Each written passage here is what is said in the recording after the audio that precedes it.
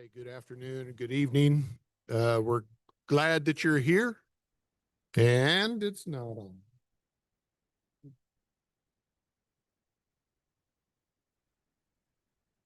Okay, better. There's a bunch of people here. We're glad you're here. Means that you're passionate, and we appreciate that. We wish that we had this type of coming together to be able to work through issues. However, I'm going to read a statement, okay? Now, I want y'all to take it for real, okay? And the reason being is because I want everybody to be able to hear what is said. If there is any outbursts, and it happens multiple times, we will ask you and escort you out of the facility, okay? So we need full cooperation from everybody attending. Our committee does not lose credibility. We will conduct ourselves in a stay calm, respectful manner. No yelling or personal attacks. Allow others to speak. Silence your phone. Follow the meeting rules and staff instructions.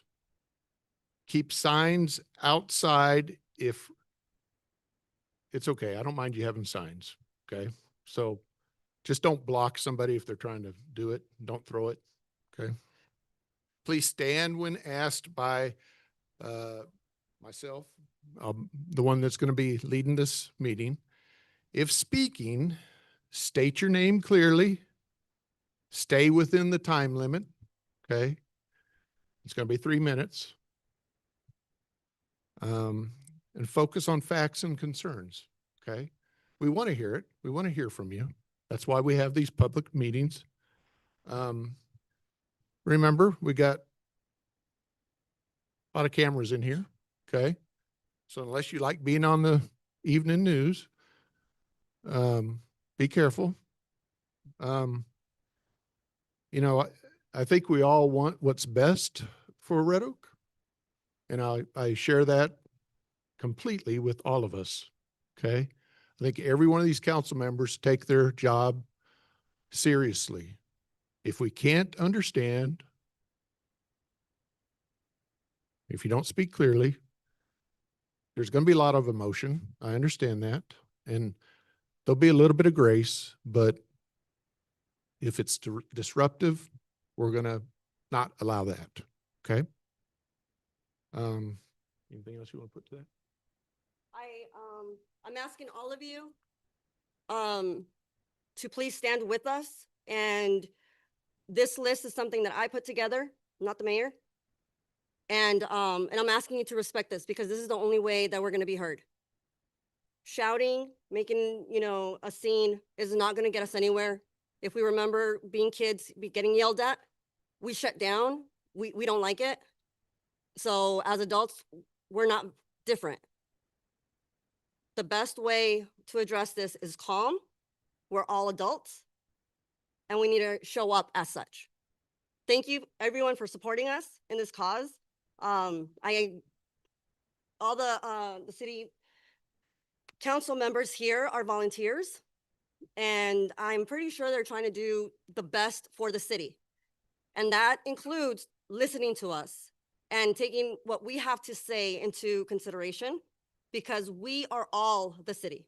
We are all the people here, and our voice matters. Even though some of you might think we don't matter, we matter. We all matter. Red Oak matters. Thank you. All right. So I got 1 more minute. And then we'll call this meeting to order. We'll go over some guidelines. We have to do some other business beforehand. But anyway, just please be respectful.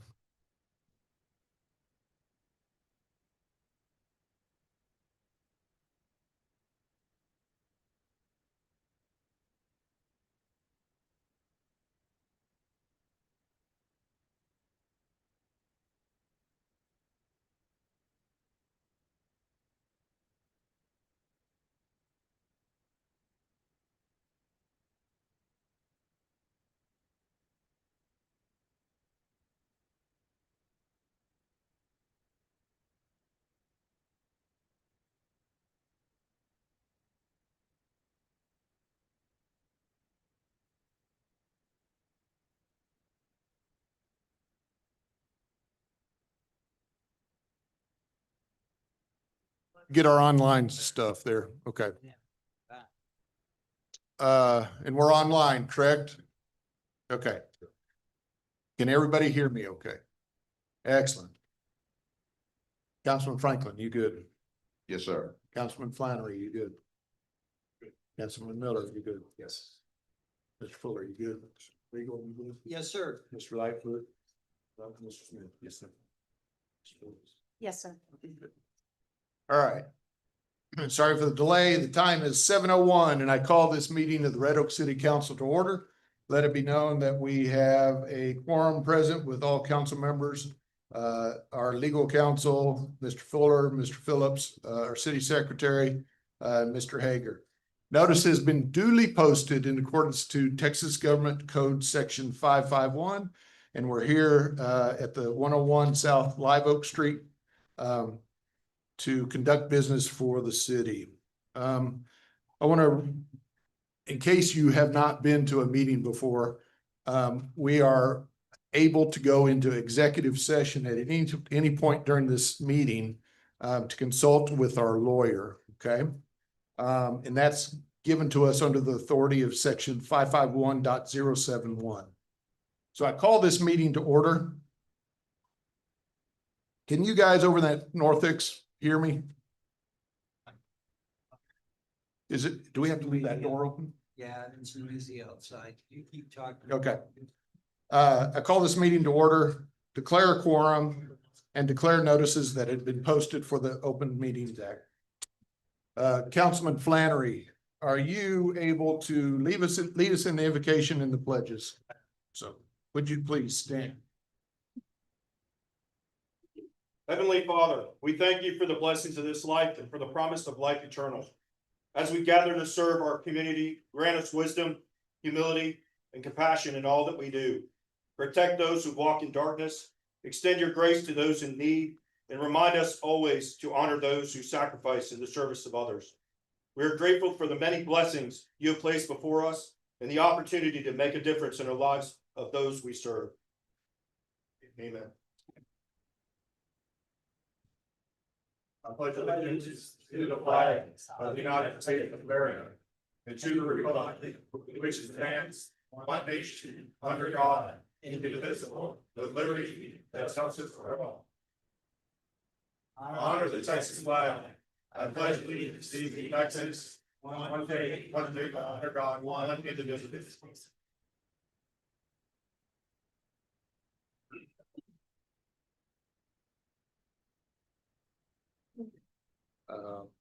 Thank you, Councilman Flannery.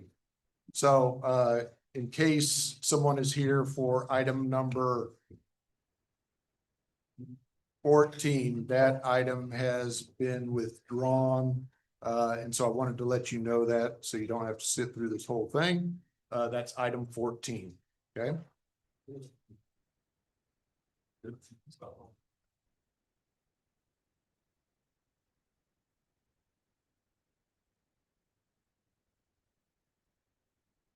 All right, so now's the time for proclamation. So I'm going to come down up front and do some proclamations, some presentations, and I think that you'll enjoy this. Better.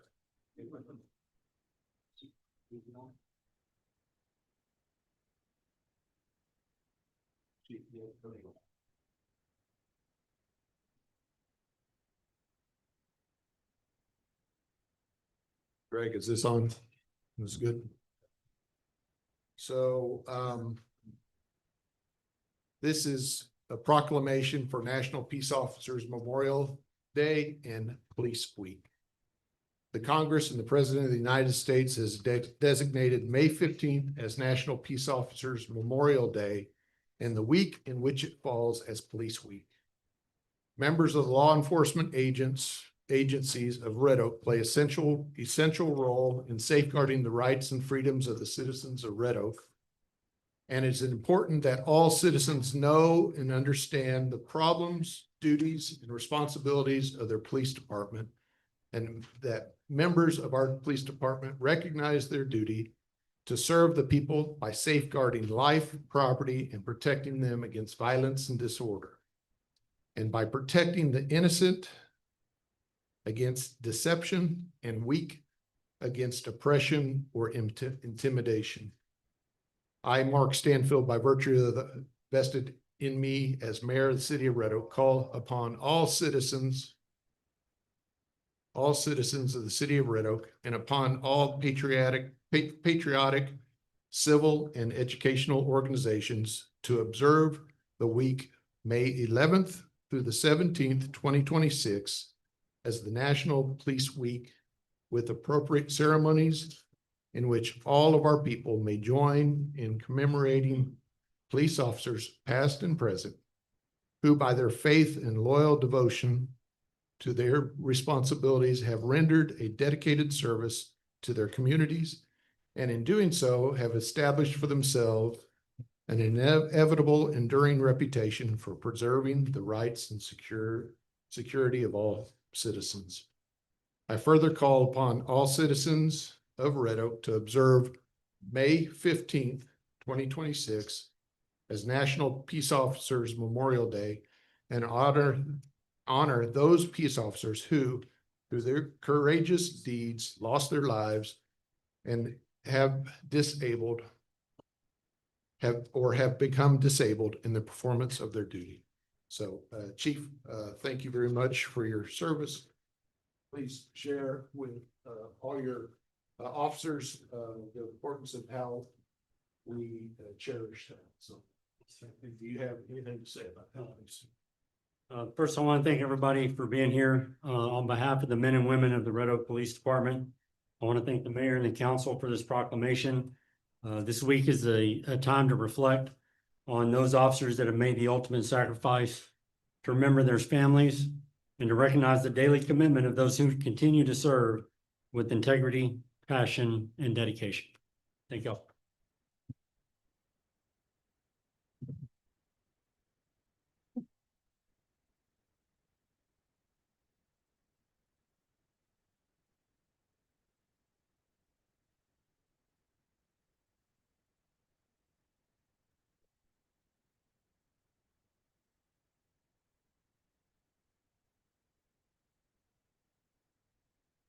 Okay. So also EMS, do we have any EMS people here right now? Chief, you want to come? EMS Week, May 17th through the 23rd. Emergency medical services is a vital public service, and the members of the EMS team are ready to provide life-saving care to those in need 24 hours a day, 7 days a week, and access to quality emergency care dramatically improves the survival and recovery rate of those who experience sudden illness or injury. Emergency medical services has grown to fill the gap by providing important out-of-hospital care, including preventative medicine, follow-up care, and access to telemedicine. The emergency medical service system consists of first responders, emergency medical technicians, paramedics, emergency medical dispatchers, firefighters, police officers, educators, administrators, pre-hospital nurses, emergency physicians, trained members of the public, and others out of hospital medical care providers. The members of the EMS teams, whether career or voluntary, engage in thousands of hours of specialized training, continuing education to enhance their life-saving skills, and it is appropriate to recognize the value and the accomplishments of emergency medical service providers by designating Emergency Medical Service Week. I, Mayor of the City of Red Oak, hereby proclaim May 17th through the 23rd as Emergency Medical Services Week. And Chief, I appreciate you taking this, and just realize, sometimes they're the unsung hero. People don't realize what has happened and or what type of saving of lives really happened. And anyway, thank you for doing that. This was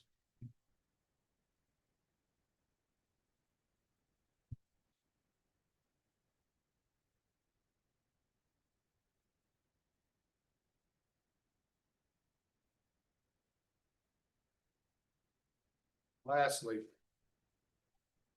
Excellent. So we got some guys to.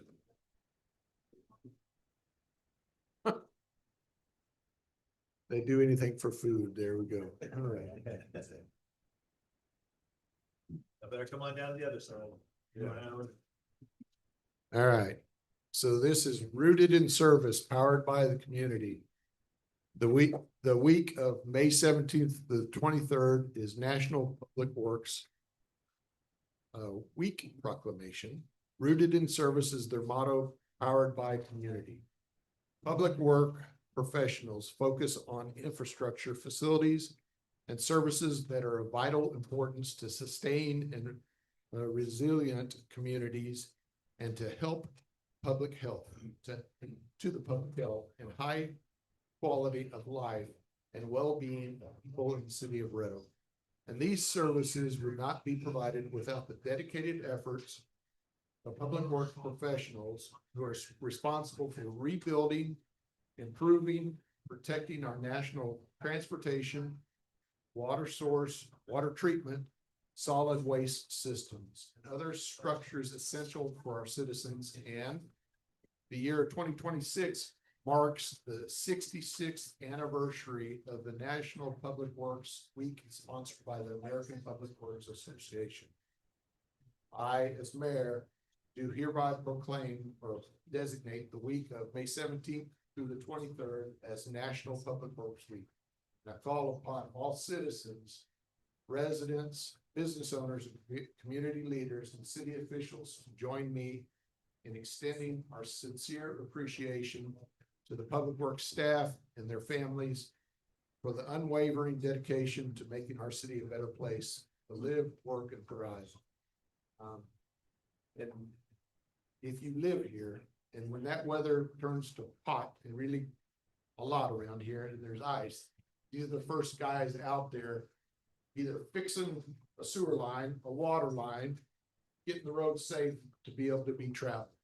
And it does not go unnoticed. So thank you.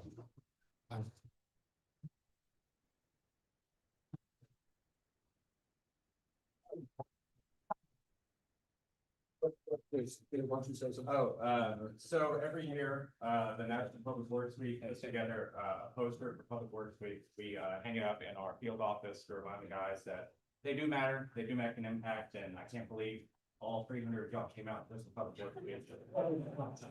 Really, really warms my heart. Thank y'all.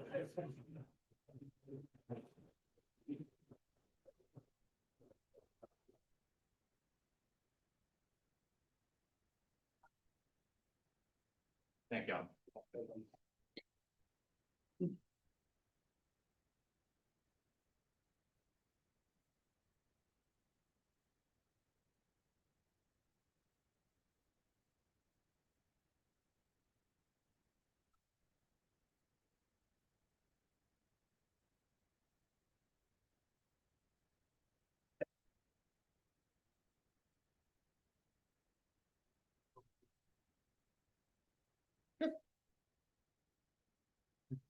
Thank y'all for taking time to listen to those. Those are extremely important proclamations that we do year in, year out. They don't, they mean a lot. All right, so now's the time for public comments. The public.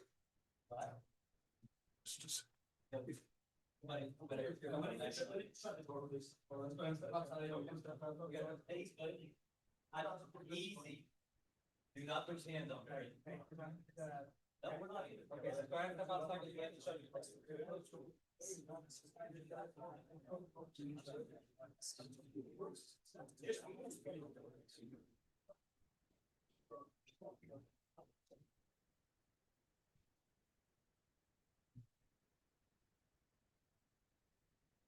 Okay. Public comments, public comment. The public is invited to address the city council on any topic.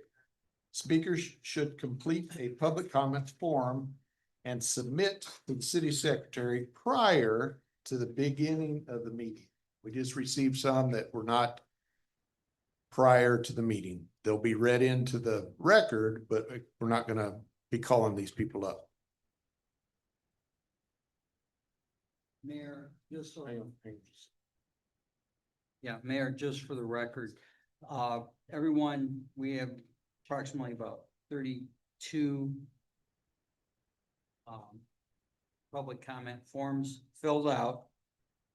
All of them except 2 have to do with agenda items 12 and 13, which is the tax abatement agreement in the 800-acre zoning case. And so the 2 that you have that I've given to you are just apparently general comments, unless you may want to ask them since they didn't check those boxes. We'll verify that. To submit written records via email, that needed to be in by 4 p.m. Correct? 5 p.m. Okay. The Texas Open Meetings Act prohibits the city council from discussing or taking action on issues not posted on the agenda. However, the mayor, the city manager, or designee may provide specific factual information, recite an existing policy, or schedule a discussion on the issues for possible placement on a future agenda. Speakers are limited to a maximum of 3 minutes. It's kept on the computer there. It's kept on our thing and screen behind us. And anyway, if I can tell you're about to finish, I'll let you go over a little bit, but I will stop you if you're over 3. Is there a Carlos Ordonez? I apologize.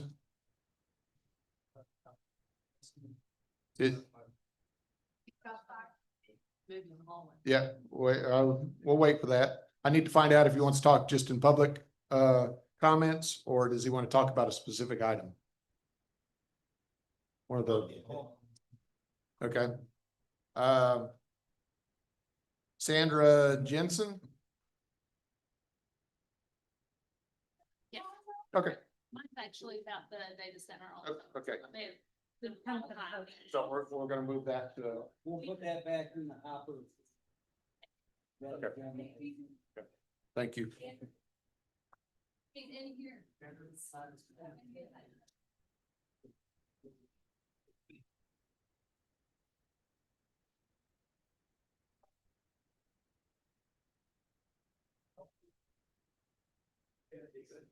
It's Carlos Adonez. No Carlos. No Carlos. Okay. He does show up, Mayor, for the, he wants to speak about 12 and 11, or 11 and 12. He's in the room. I'll put him in the back on the days. Okay. Okay, Go to consent agenda. all right, so we're gonna move on.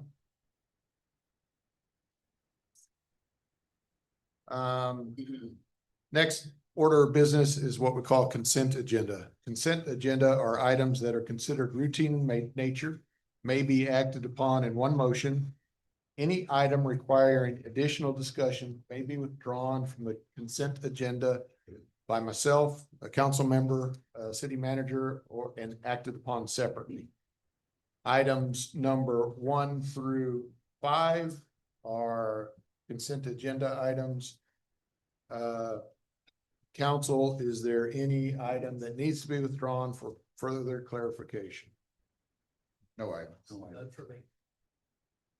I'll move we approve the consent agenda. A second. That's Councilman Lightfoot. Councilman Miller. Those in favor? Franklin, aye. Leonard, aye. Miller, aye. Lightfoot, aye. Smith, aye. All right, that passes 5-0. Okay. Okay, this time we are going to go into executive session pursuant to Texas Government Code, section 551.071 for the consultation with the city attorney. Also, Mayor, 551087 deliberations regarding economic development. Under 551072 deliberations regarding purchase, sale, exchange, lease, or value of real property. And section 551071-074 seek legal advice from the city attorney on personnel matters. Involving the fire chief and, so those items, and then, we'll recess out of that if it's getting to be too long, so we don't keep y'all anymore. Okay. And get back and recess and finish that at the end of the meeting. Right. Yep, so the time is 7:22, Stevens, got that? Yep. We will be back, just, amount of time that we need to take.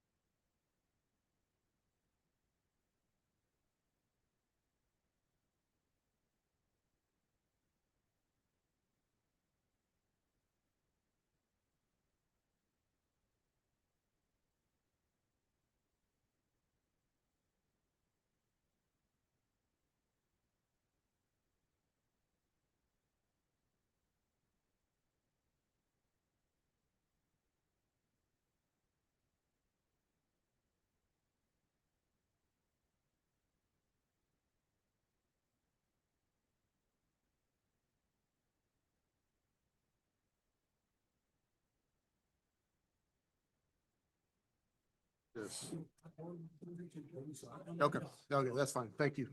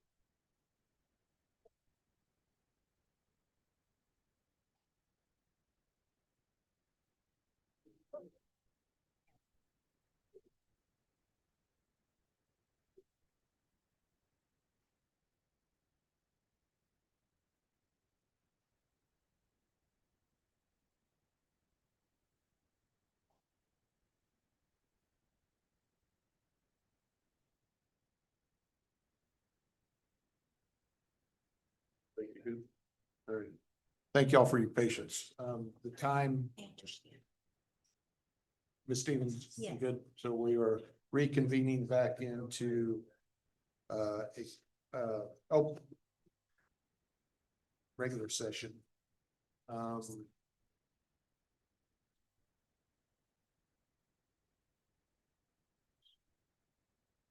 Okay, so we will go on. There's no action to take from executive session at this point. We have the right to go back into executive session here in a few minutes if need be. We are going to go to item 10, and that's to conduct a public hearing and consider approval of ordinance number 26-013, the City Council, City of Red Oak, Texas, providing for voluntary annexation of territory generally described as being 112.05 plus or minus acres of land situated in the Lewis Vaughn survey, abstract number 1103, in the city of Red Oak, ETJ, Ellis County, Texas, into the city of Red Oak. Mr. Fuller? IT, please. I need to get to the map.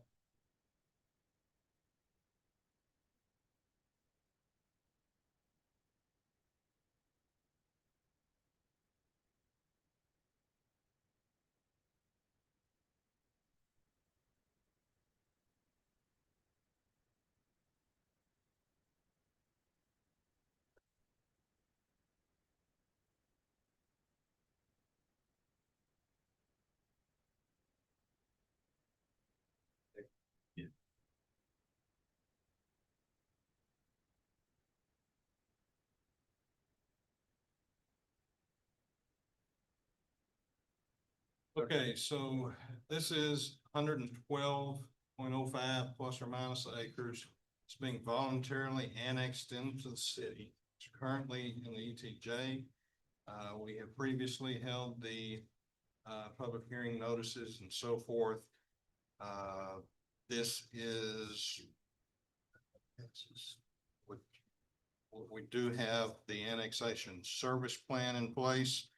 And to my knowledge, I don't know if there is a specific use for this property or if it is strictly a annexation and then bringing something forward.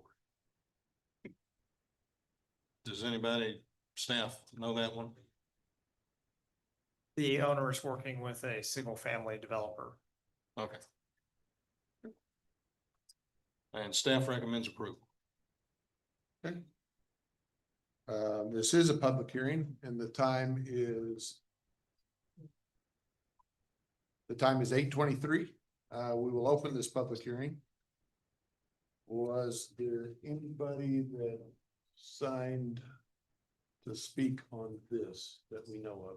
We're trying to sift through everything, so. No, I had one that said that they 10 and 11, but I really think they mean 11 and 12. Okay. Do you have an name for that? Okay. Let me look real quick.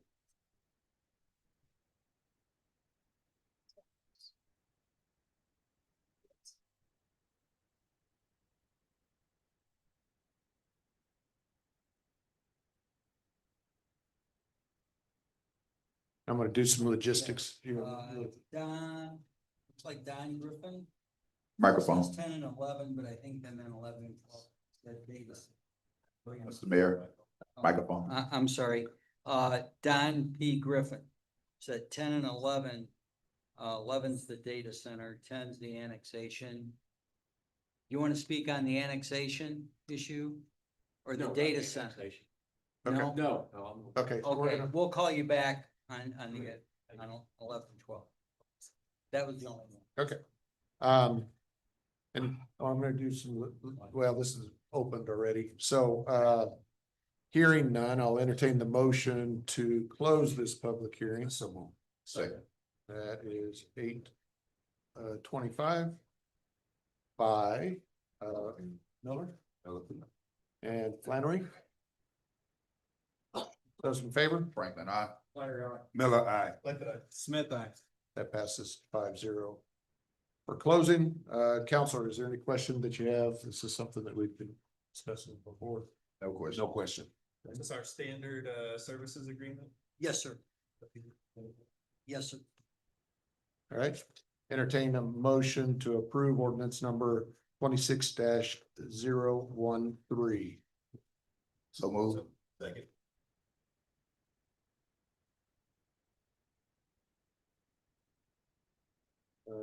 Okay, Franklin, Lightfoot. Those in favor? Franklin, I. Miller, aye. Smith, aye. That passes 5-0. Okay, so we are going to hold the public hearing for items 11 and 12 as one public hearing. That we have officially about 33. Yeah, you have 28 that signed up before 7 o'clock, either for and against, total. Okay. You have 10 that live in the city that signed up after 7 o'clock, and I haven't been able to count the number of people outside the city that have signed up, but I will. Okay. To After 7. respect the time, it's 3 minutes per speaking. We will have the clock in front of the screen right there. We'll have it here. We will, we're gonna go in an order of those who are against the data center. And I'm gonna ask, and I'm gonna call your name, and I want you to stand up, and we're gonna file in this order. Otherwise, it's 5 minutes by the time someone gets called to get pulled up here. We are going to limit the people who are against it to 1 hour, give or take, however many that is, whatever that math turns out to be. We'll limit it to 1 hour, give or take, for the positive, but we're gonna have them stand up in the same fashion. And again, this is where to be respectful, if there's any outbursts or anything that delays that next person, please be leery of that. You can be passionate, but please do not break voice or outbursts that interrupts where we can't hear and actually accept what you're trying to express. Okay.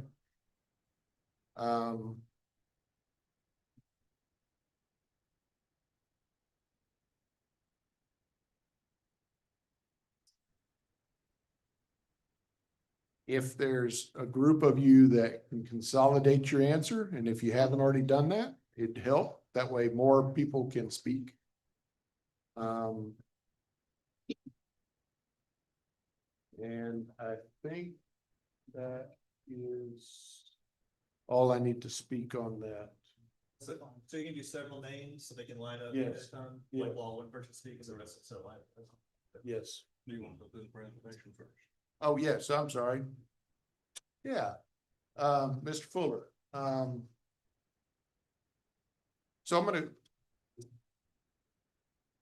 maybe this might help your presentation, or maybe it might not.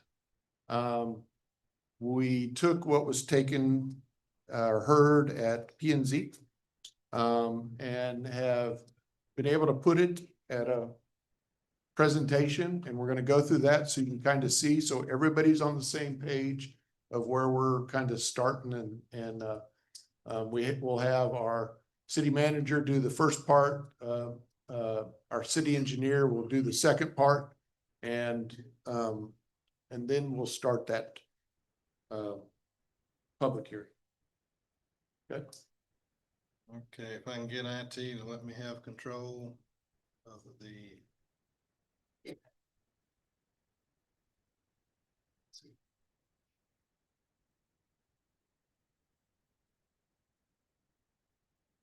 Well, I can't see it. There we go. Thank you. Can you speak up just a little bit, please? Or pull that microphone closer? Try to.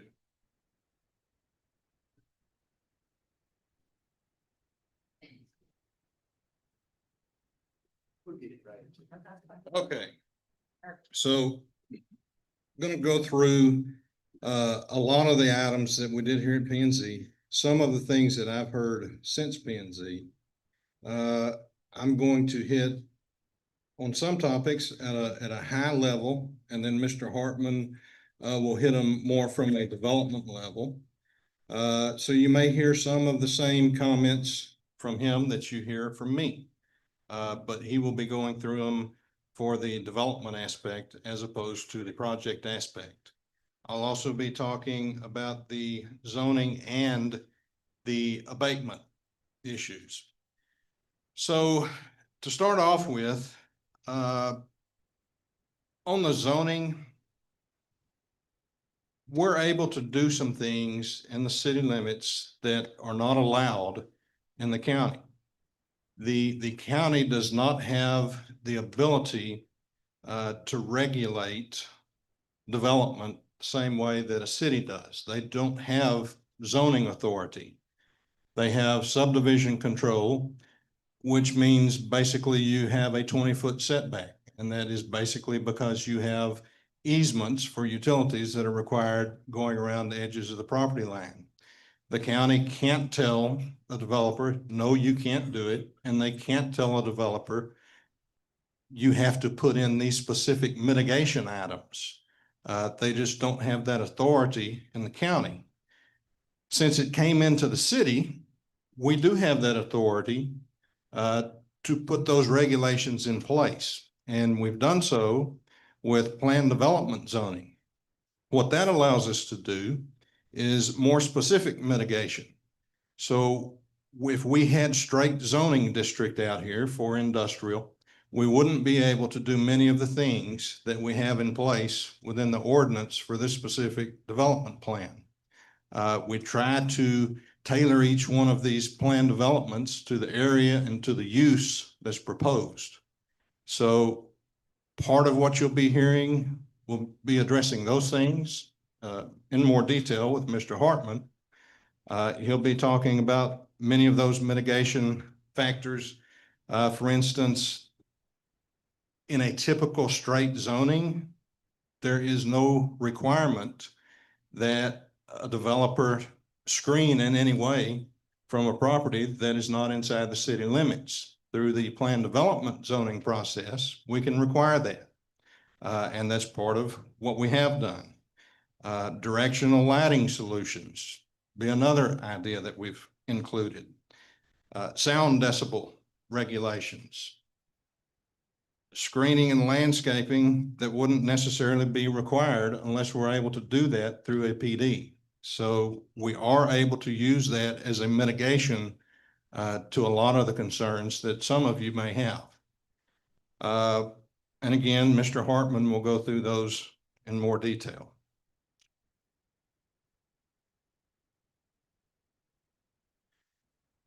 So I'm going to start out with one of the biggest misconceptions that I've heard, both through P&Z as well as through public comment, and not just public comment here, but public comment about data centers in general. I hear this one not just here in Red Oak. I hear this throughout the state. It's something that's old technology. There are things that may use water-cooled facilities. Data centers are not. One of the things that you'll hear from Mr. Hartman is that this is specifically a data center. This is not a Bitcoin mining operation. The cooling that they are proposing to use is a closed loop system, and that will use far less water than some of the old outdated evaporative cooling systems. On top of that, it will be more energy efficient than an air-cooled system. This particular proposal will not even be connected to the public water supply for their cooling. They'll be using it for restrooms, coffee makers, and landscaping. The cooling will not be done. It will not even be connected to the city water supply. They will tanker in trucks that have a mixture of water with propylene glycol, which is a food additive and preservative that's found in salad dressings and many other food products, as well as cosmetics and medications that we all deal with on a daily basis. That's done to prevent evaporation and freezing. So that way they don't have to come in and top it off. They have this in place to fight that evaporation so that they don't have to come in and refill it all the time. Again, they're using the water for domestic use, landscaping, and fire protection. In the event that the cooling system did need to be purged, it's purged back into the tanker and hauled away to be disposed of properly, and then refilled again through another tanker with the same mixture. This is designed for the entire 800 and something acre campus to use 10 million gallons of water for the entire campus per year, compared to old evaporative systems, which would be up to 1.8 billion gallons of water per year. Comparatively, that's less than a Walmart supercenter. Walmart supercenter would use about 15 million gallons of water per year versus 10 million. It would be about the equivalent of 90 homes. Home uses around 110,000 gallons a year, give or take. Then you're talking about a lot less than 10 million gallons, a lot more than 10 million gallons per year. An alternate use for this property, 800 and something acres, could realistically fit a 32 home subdivision on it. When you take 3,200 lots, that's going to use from 250 million gallons a year on the low side to 352 million gallons a year on the high side. So 10 million gallons versus 1.8 billion gallons versus 15 million gallons versus 250 to 352 million gallons. Again, it's strictly for domestic use. Even though they don't use a lot of water, they do require fire protection. They have to be connected, fire sprinkler on the building, have to be able to fight fires with FDCs, fire department connections, as well as fire hydrants. So they do have to bring in infrastructure to provide that. Most of the time, every data center that I've seen has had to bring in water improvements to do that. What that means is it will also provide better fire protection for those in the area where you may have 2-inch or 4-inch lines. I don't know what you have in your area specifically because it's in Rocket, but that will bring in additional water supply that will allow the city of Red Oak actually provides fire service in the fire district. So that allows our fire department to better provide fire service to the entire area. And I can't say this is going to happen for everybody, but a lot of times when you have that new infrastructure come into place, you may get a discount on your homeowner's insurance for fire protection. So electricity. Again, the closed loop system uses less electricity than the air-cooled system, but it still is a large load user. They still will use a significant amount of electricity. That will also bring in new infrastructure. The new infrastructure that's brought in for this will also go to help provide better infrastructure for new development and existing residences. If you look at Compass's existing campus, they've already invested $72 million just bringing in transmission lines and substations to power that one in Red Oak. So they've already invested 72 million in the local grid, just bringing that in. Additional new electric transmission improvements and substations will also help support the entire region as well as the statewide grid, bringing power to the area. So I didn't know near as much about power when we started dealing with data centers as what I've learned going to PUC meetings and ERCOT meetings, and we've got staff going down there a couple of times a month, getting information and dealing with those folks. But the bottom line is we do have a lot of transmission grid needs statewide. If you look at it, we have been in the state of Texas utilizing 128 kV and 345 kV transmission lines to try to power our entire state grid forever, where the rest of the country has been at least 60 years running 765 kV lines. So that allows that grid to bring that power to where it needs to go rather than creating bottlenecks trying to get it moved around the state.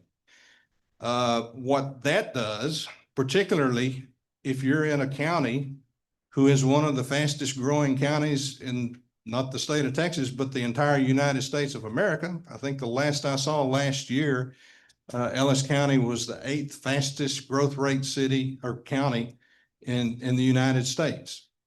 And it's right next to DFW. And we're operating on 345 kV lines and 128 kV lines. This will help bring in those 765 kV lines, and they will be paying the lion's share of that. We have to have power regardless of what our data centers come in because our grid is outdated. So right now, while we have data centers with the ability to come in and pay for that, it makes sense to do that. If we don't, it may not be tomorrow, but it will be sometime. That's going to fall to the existing ratepayers. The grid improvements are going to happen eventually. And while we have somebody willing to pay for them, it makes sense to take advantage of that. But even with that, down at the state, we had in the last session, Senate Bill 6, which will provide existing ratepayers and residents protections and curtailment on large load users. What a large load user is it even can be some manufacturing firms or oil and gas industry, anything over 75 megawatt hours requested. So what happens is, and this isn't even a SB 6 requirement. So just for Encore, you have to pay $6.5 million just to get Encore to do the study. Once that's done and it goes down to ERCOT, because that study goes from Encore into the grid, where ERCOT is studying not just a particular user, but the entire grid, then they have to pay, and the rulemaking is being done right now, from $50,000 to $100,000 per megawatt, just to offset any potential costs to existing residences and ratepayers. Plus, they also have to come back in and pay for the cost of the construction to bring the infrastructure in that they need. And after they pay all these millions and millions of dollars, they're the first ones to get cut off if we get into a grid emergency. So they come in, they pay to improve the grid.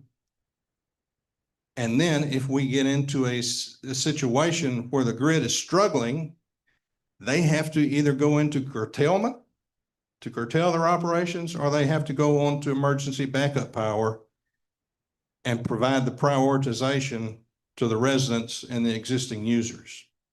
I will say in this situation, and I haven't said it yet, but this is Compass Data Centers. Compass is the same data center group that's up along Ovilla Road next to the Google data center. Compass, Google, some of those came in before the SB6 was put in place. So they would not have been regulated by SB6 for their existing campus, but they did call and talk to ERCOT and volunteered back this winter when we had some concerns about potential winter storms and said, hey, we know we don't have to, but we're willing to curtail, go on to backup power. If you need us to, just let us know. So that's the kind of firm that we're working with. They have tried to work with communities and be good neighbors and be good community members. So, okay, we're curtailed. We're going on to backup power. Isn't that going to be really, really bad? Because we're going to have generation. It's going to be loud. It's going to produce a lot of pollution from big diesel generators. So I can say that with the normal operations, it'll be limited to 70 decibels. And that will be whether it's a DBA or a DBZ. The DBZ is what I hear a lot of folks talk about, the lower frequency kind of hum. One of the things that Compass did that is started to catch on with some of the others in the industry, a couple of years ago, there was one of their sites that they opened up, and they did have a resident in the area that could hear the low frequency hum. They went out, analyzed it, took their engineers, redesigned the system. They found what the problem was, which was a mounting device that goes on some of their cooling fans. They redesigned that, implemented that throughout that entire data center campus to improve that, to get that low frequency hum down to bearable. And that's the DBZ. So even with normal operations, that low frequency hum is still below 70. Is it going to be polluting the air when the generators are running? So they have worked with a company called Vertiv, and they are a cooling company, and they are proposing generators for this site, which will be fueled by HVO, which is hydrotreated vegetable oil. Burns significantly cleaner than regular diesel fuel. And it also lacks the polycyclic aromatic hydrocarbons. I said that better earlier. Polycyclic aromatic hydrocarbons, that is what gives diesel the reputation of being carcinogenic. So you're going to have cleaner burning fuel in there. And on top of that, we're in Red Oak and in Ellis County, we're in what's called a non-attainment zone, designated by the EPA and the TCEQ, or Texas Commission on Environmental Quality. So there are already, significantly more controls and special permitting needs that are done through the TCEQ for the generators. It's not like going out into an area that is not in a non-attainment zone where they don't have to have all these significant controls on there. Okay, if the fuel were to spill, I saw that one at P&Z, there are emergency containment reservoirs located there with the generators in that event. So HVO is basically a synthetic biofuel developed from vegetable oils, fats, and tall oil. So much cleaner, less polluting, and on top of that, still highly regulated by TCEQ with air quality permitting. Transportation, directly for this project, they're going to have to be making improvements to the local streets that directly, they access. So they're going to be directly improving, Goodloe, Oglesby, and Pratt. They'll also be dedicating right of way for future expansion on FM 2377. Will there be traffic considerations during construction? There will. There would be traffic considerations for whatever would be constructed out there. I mean, you go back to a 3,200 lot subdivision, there's going to be significant construction traffic out there for a long time. The difference is with a data center, once the construction is complete, the impact on traffic is negligible. During school hours, trying to get the construction workers in before the school traffic hits. So we've got hours from 7 a.m. to 7 p.m. Trying to help them offset the rush hour and school traffic with their contractors.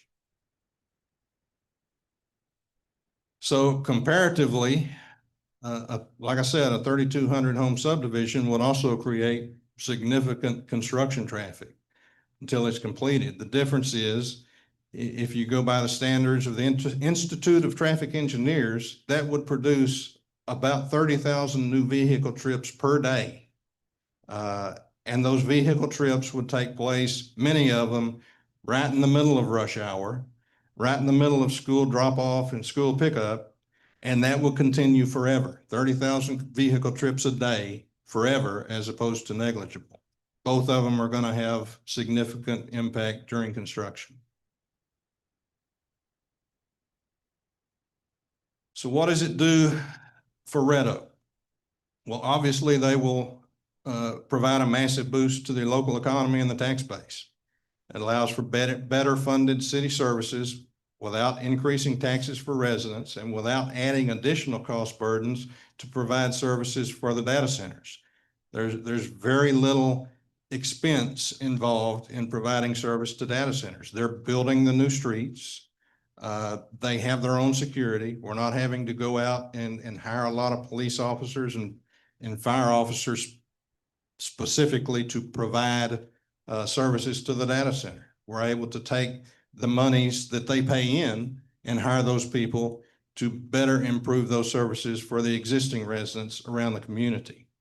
That'll allow, specific to police and fire and emergency services, that's going to allow faster response times. That's going to allow more patrol to help the police department and Chief Tiarina over there help with not only just responding to calls, but to go out and patrol areas and have a more presence throughout the community. Also provides quality of life improvements for Red Oak citizens, like parks, ball fields, libraries, trails, senior citizen facility improvements, and recreation opportunities. Specifically, the ball fields behind us back here, we were able to use about $2.5 million worth of revenues that came in from data centers to be able to fully turf the entire fields for all of those fields, which we wouldn't have been able to do without the data centers coming in. And those were the original data centers, Compass and Google. Plus, when they're finished with this project, obviously they're not going to go out there and do this while everything's under construction, but once construction is finished, they're going to dedicate back to the city somewhere around 100 acres so that we can keep it natural and put it into the park system. So you're not going to have just a big concrete jungle. There's specifically dedicating back about 100 acres so that we can have trails and natural areas for the park system. So in terms of the financial, they're proposing an entire campus that would be about $9.45 billion investment in the city. What we're looking at, even if it were abated, and these would be the same abatements that the other data centers have gotten here in Red Oak as well as in Midlothian, which would be 10 years, 85% on real property and 100% on business personal property. there's still going to be $405 million on the tax rolls even during that abatement period. As of the 2025 tax rolls, they would still be the highest taxpayer, even abated, paying in a little over $2.8 million a year. After that abatement expired, they would be paying in approximately $65.7 million a year, assuming the same tax rate, which we may be able to lower over that time period to help everybody else, because the whole idea is to try to transfer the burden from residential taxes over to business taxes, while still being able to improve benefits that we don't have today. On top of that, and I'll say this right here too, that 9.45 billion, that doesn't all happen tomorrow. This is a project that it probably doesn't even begin construction for 2 to 5 years. You know, we're still trying to get through the ERCOT process and the PUC process. They have to get commitments of power through the state before they can even begin construction. So that's probably not even going to take place for a couple of years at least. And then when we get everything built out, they will have paid in about $17.1 million just in building permit fees. Electric franchise fees estimated at around $6 million a year, and then just street impact fees about $1.4 million a year. Comparatively, our entire city budget this year is about $24 million, I believe. That's a lot of money, even during the time that it's abated, but particularly after and when you take these other revenues into consideration. So again, they would be, even during the abatement, they would be paying in about, well, this is full, they'll be paying in 2.82 and 65 million. Even during the abated period, they'd still have about almost $1 billion worth of taxable base on the books, paying in 235,000 just for a phase one. And phase one, that's basically minimum.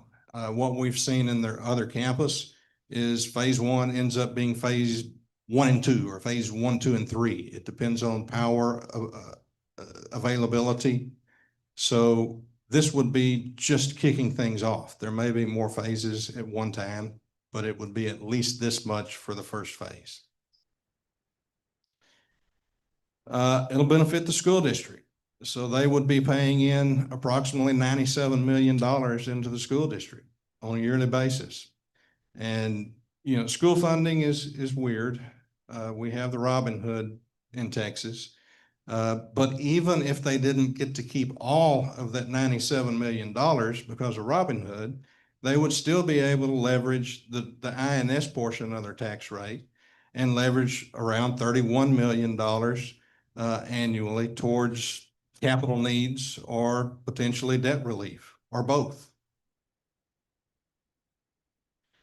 Also, education-wise, in their existing campus, they've already partnered with Texas State Technical College, TSTC, to create specialized training curricula and provided scholarship opportunities to prepare residents for jobs in the data center industry. They're continuing that program, and on top of that, they're granting a 40,000 square foot building with a value of about $11 million to TSTC to further that program. Ellis County, they're also going to be a big beneficiary. So even if a tax abatement is granted, the county would still be collecting about $12 million a year. And then about $24.1 million once that expires. Plus, and the county's beginning to see some of their direct benefits here recently.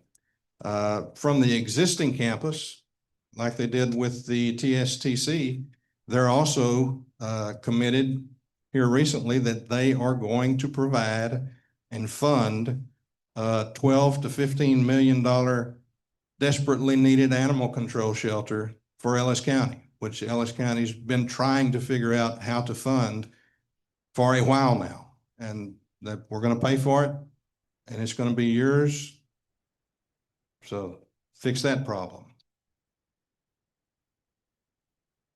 Jobs. Long-term, the jobs are not huge, which is also why there is not a huge impact to traffic. But they will have dozens and dozens of long-term operational jobs, and they will be good paying jobs. They've also partnered with Snyder Electric to open a 105,000 square foot data integration facility that provides over 200 jobs where they build pre-engineered, prefabricated IT infrastructure and electrical components for the data center industry. TSTC has also been involved in training for that. So that is also preparing local residents to work in that field. For the short term, they're going to provide a lot of jobs. They're going to provide, many, many jobs, thousands during the construction process. And I can't tell you how many are local, but when I go over there, I see people I know all the time that live in Ellis County. I'm sure some don't, and I'm sure they're coming in from other areas, but I see a lot of folks from Ellis County that I know that are over there working on these. And those are long-term construction jobs. They're working in the facility over here now. Those people want to continue working in Red Oak. It allows them to continue working in their home, stay in the DFW Metroplex. So they've also constructed a 50,000 square foot operation support center. That's going to provide local facility space for supporting companies and trades like HVAC, Vertiv, and so forth. Will be able to have jobs locally here where you won't have to drive in from Dallas to come go to work in Red Oak at the Red Oak Data Center campus. So all in all, I think I've hit on most of the issues that hurt P&Z. There may be some that you all have tonight that I haven't. But we have taken into consideration everything that we've heard and tried to mitigate many of those issues like sound, lighting, screening, and so forth. And Mr. Hartman can come up and kind of go through those with you real quick and show you the new layout. We have made some changes. We have pulled off some of the area to the far west, as well as reduced some of the actual buildings on the far east.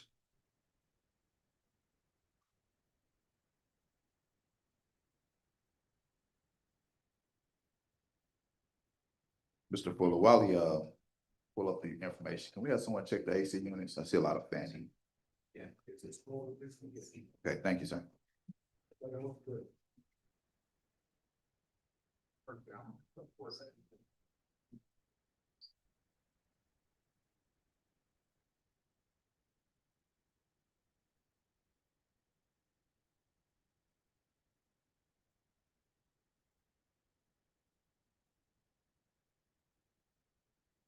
All right, Mayor, Council, I'll just go over quickly the land areas we're talking about here. Here's 2370. Hey, Greg, get that mic. Is it not going? They want you to turn something on, I think. There you go. All right. Is that better? I know when you tapped it, but it didn't go out. Is that better? All right, the area is shown here. Here's Pierce Road, Pratt Road, and 2377. These areas that are kind of carved out are not within the zone. These are either not in the city or just not included in the request. The site. So again, here is 2377, Pratt Road, Pierce Road, Oglesby, and Goodloe. So the buildings are going to be situated here on the southwest corner of the property. A change from the P&Z meeting. There were 3 buildings over here. Those have been removed. Here we can see possible substation locations. The floodplain comes through here, and then crosses under Pierce, and then again at 2377 no buildings will be allowed to be built in that area. I will kind of go, well, let me get to the screening. So, one of the big, concerns was screening. As Todd mentioned, we typically wouldn't, our zoning ordinance typically requires that we screen against other properties in the city. And so because these weren't in the city originally, they wouldn't need to be screened. So I've added this screening plan here, as well as within the written requirements that anything that's where buildings get built, you'll have to screen against existing residential homes. So that's what this blue line represents, is if anything gets built here, you'll have to screen against the existing residential homes. The yellow line represents our standard screening for a development like this would be similar to what they've done at the other campus, which is wrought iron fencing with landscaping and some berming along the right of ways. This is the future, what the future 2377 will look like. As Todd mentioned, this will just be a right of way dedication so that this can be done in the future. Pratt will be an 80-foot right of way where no turn lanes are needed, and expand out to about 100 where turn lanes are needed. And that's kind of represented here with the medians. Pierce Road will be 85-foot right of way with 4 lanes, and Goodloe and Oglesby, which will be constructed during the construction of the campus, 65-foot right of way with 30-foot pavement with sidewalks. Another item that was added was elevations to make sure we knew what the buildings look like. There'll be similar buildings to what's at the other campus. Wanted to note here the height of the buildings, about 30 feet. So that was another item that was brought up that was changed from the previous before P&Z. The building height maximum was at 100 feet, and now it's been reduced down to 70.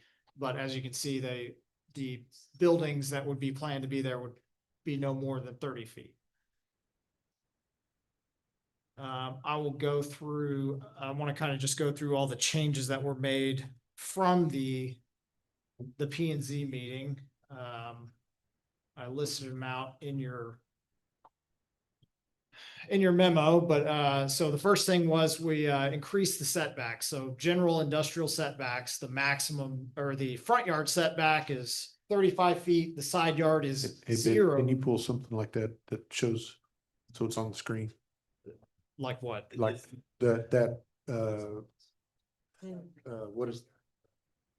what is the item number that then has all these things that you're listing? Do you have Oh, it on I'm this? sorry. I'm just stating out of or I can go to the Yeah, memo. can you just Is pull that- it up so yeah, they sure. can see?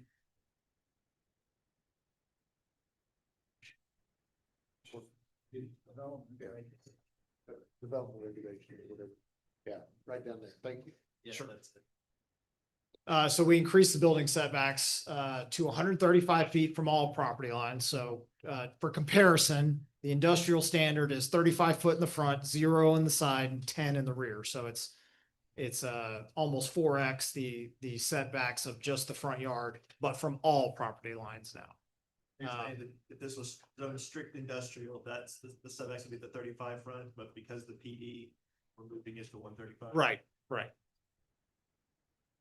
Again, I mentioned and showed you the exhibit with the screening standards. So again, in industrial, we would only be screening against residentially zoned properties, and these properties are not in the city, therefore they're not zoned, therefore we wouldn't require screening.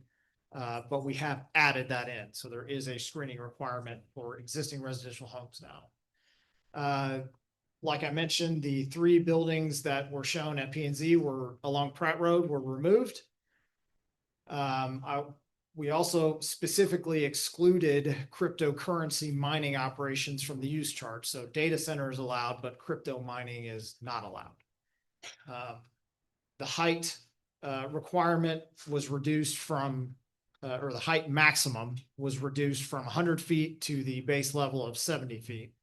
The noise limits were reduced from 85 to 70, as Todd was mentioning, decibels. One of the items that came up was the lighting, so we put in a specific line in the ordinance that says they must be pointed downwards and shielded as to not cross over property lines. Todd mentioned as well, we added construction hours from 7 a.m. to 7 p.m. to try to alleviate conflicts with school traffic and general daily rush hour traffic. We also added in that the buildings have to be air cooled or closed loop liquid cooling. And it specifically states that no evaporative cooling is allowed, which is that large water use. So that is codified within the ordinance. Permanent access, we want to restrict that to only to the main roads and not connect off of our smaller roads like Goodloe. If they do have to, for fire reasons, for emergency access, it will have a gate and a Knox box, not to be used for regular access, but only emergency access.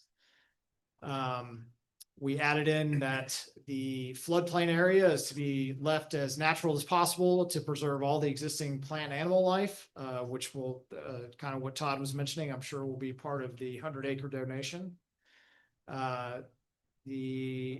Someone mentioned at P&Z that they didn't want any metal buildings out there, which isn't allowed anyway, but we went ahead and specifically clarified that no metal buildings would be allowed. And again, like I've already showed you, we added the building elevations to the actual ordinance. So that sums up just kind of the zoning aspect of it. If you have any questions, I can answer them. Can you address drainage, stormwater? now? Yes, so let me get to a map there.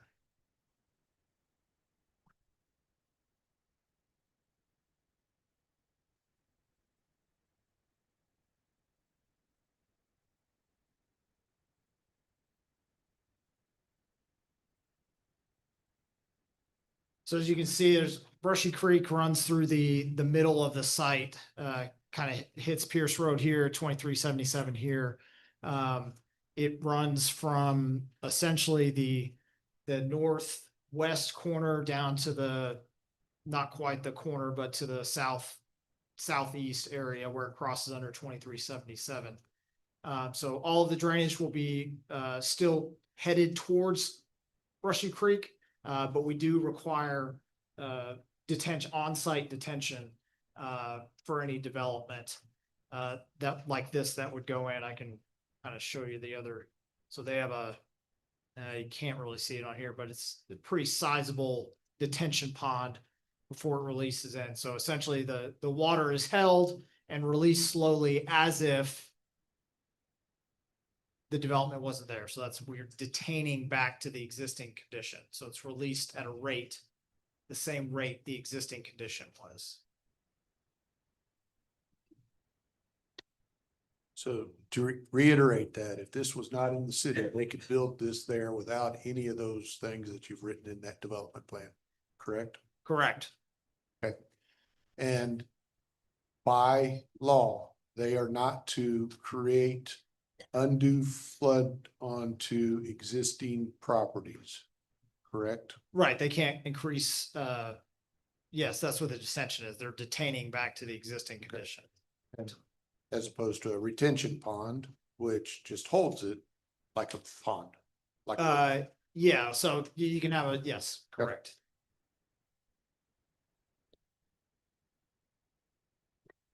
Okay, sir, anything else? Nope, unless you guys have specific questions for me. Council, do you want to wait until the public hearing first, or you Yes, wanna ask please. questions now? Yeah. Okay. I'd point out one more thing I forgot to mention on the abatement is that we do have a clause in there that it requires operations for a minimum of 15 years, so that we do get a minimum of 5 years at full freight on the taxable value. I know that the intention is they're building these things for 100 years. Yeah, I mean, it doesn't make good sense to go out and invest $9.5 billion for 10 years and then turn around and do it again. But we do have that clause in there just to ensure that we at least get full freight for 5 years.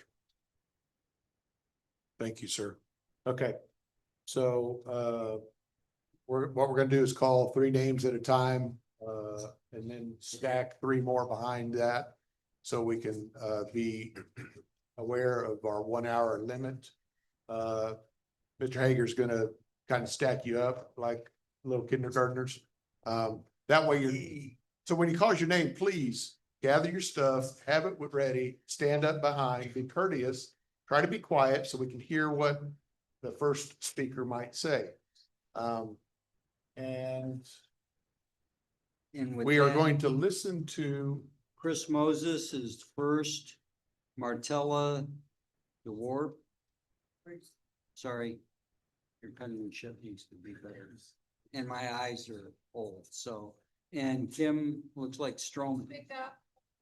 Kim Stroman. Sturman. okay, Martella DeWarp, she's all here. right, then our next 3, The next 3 are Sharon Cotton, Kaylee, and Kirsten, Kirstein. Yep, all right. Kirsty and Kaylee, sisters, I assume. All right, I appreciate y'all being here. Please be courteous. Mr.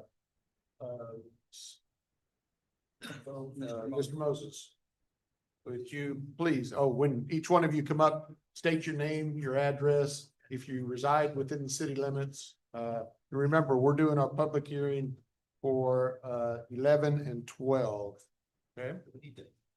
Yeah. Oh, I'm sorry. Yes, we're gonna open that public hearing at 9:15. Right? Good. Thank you, sir. Go ahead. Chris Moses, 120 Steinbeck Court in the city limits, Red Oak. I just wanted to come up and give you guys, some of you know already, the struggles we're having out there on Steinbeck Road. We're having issues with trucks still coming down the road, even though there's signs there that says no I'm truck. sorry, Chris, pull that up next to you. Sorry, thank you. Yeah, if y'all can't hear, please wave and hopefully we get it. And excuse me for interrupting you. I'll give you a couple more seconds. And Greg, when you're can you hear me, Greg? Yeah, so if you hear me interrupt, please pause it just a minute. Okay, thank you. Good. Okay. A couple of struggles we're having out there on Steinbeck Road and with the data center being built there. Todd's aware of them, a few of the others are aware of them. One of the things is trucks coming up and down that road, damaging the road, even though there's signs that say no trucks for data bank. We're still having issues daily. I got 3 texts today about trucks coming down that road and damaging it. We've had 9 trucks lay over at the ditch at Nokomis and Steinbeck. Don't know if the police were called every time. Chief's gonna check on that for me, but we've had them lay over there and they've blocked the road for an hour or 2 hours because of that ditch over there. We've also had issues with sediment and runoff over on the property adjunction to the data bank that's going on. I talked to Todd about that earlier today. We're also having people that are concerned about trees. Sean knows this, the trees right across from him. We had a beautiful canopy over that road and they're tearing down that canopy over there. So there's a lot of people upset and concerned about that as well. And then we've also had at least two that I know of, major accidents on Loop 9 in front of the data bank center. One's resulted in a death. That's for sure. And then we've also had issues with mud and dirt coming out of that data center onto the roadway. And when it rains, you drive through there, your vehicle looks like you went through a full-on place because there's so much mud.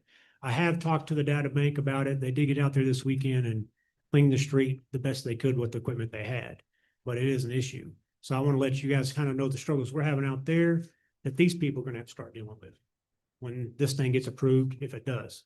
So that's what I have to say. Thank you. Thank you, Mr. Moses. So we won't have time for clapping or anything like that, please. Just give a big thumbs up. I don't know, clap just frequently. Okay, go ahead, ma'am. State your name and your address. Martell Edwards, 988 East Avila Road, and I am a citizen of Red Oak.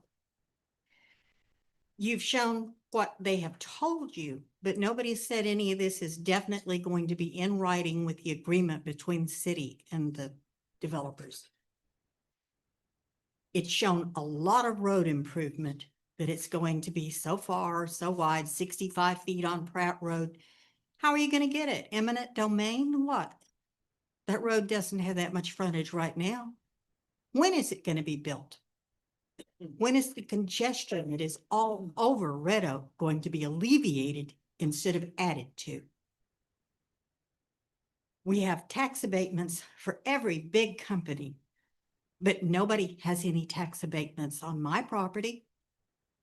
My property has dropped $107,000 in value since the data center on Steinbach was put in.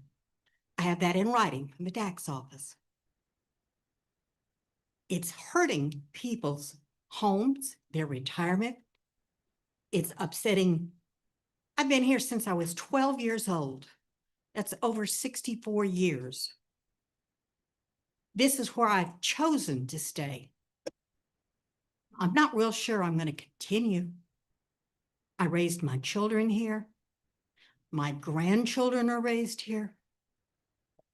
Why don't you try putting all of these data centers in one area instead of putting them in the middle of everyone's homes? Then you wouldn't have to do all this nonsense. If the city of Red Oak is getting all these wonderful things from it, why hasn't there been more public discussion? Why do we have to be notified by other people who have read all of it? Why haven't you been open and above board? You wouldn't have to put a thing like that together if we'd all been part of the planning on this. We wake up one morning and Google's coming. Oh, there's one on Steinbach. Ah, let's put it on Pierce. How about if it's over on 2377?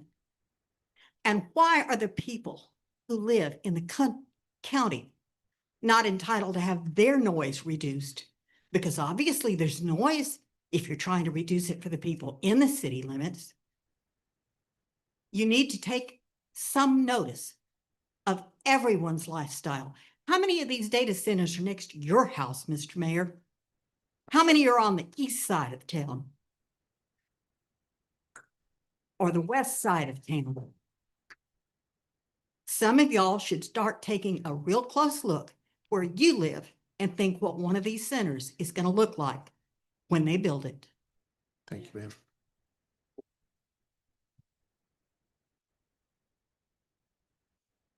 Ms. Sturman, go ahead. Before you start the time, I just wanted to say that I object to the fact that there's two items here, two different issues, and I can only have a chance to speak for both of them at the same time. So I object to that because one's abatement, which is an issue in and of itself, and the other one is zoning. So I just wanted to put that on the record. I also want to put on the record before I start that we've been in here for a long time while y'all were back there for 54 minutes.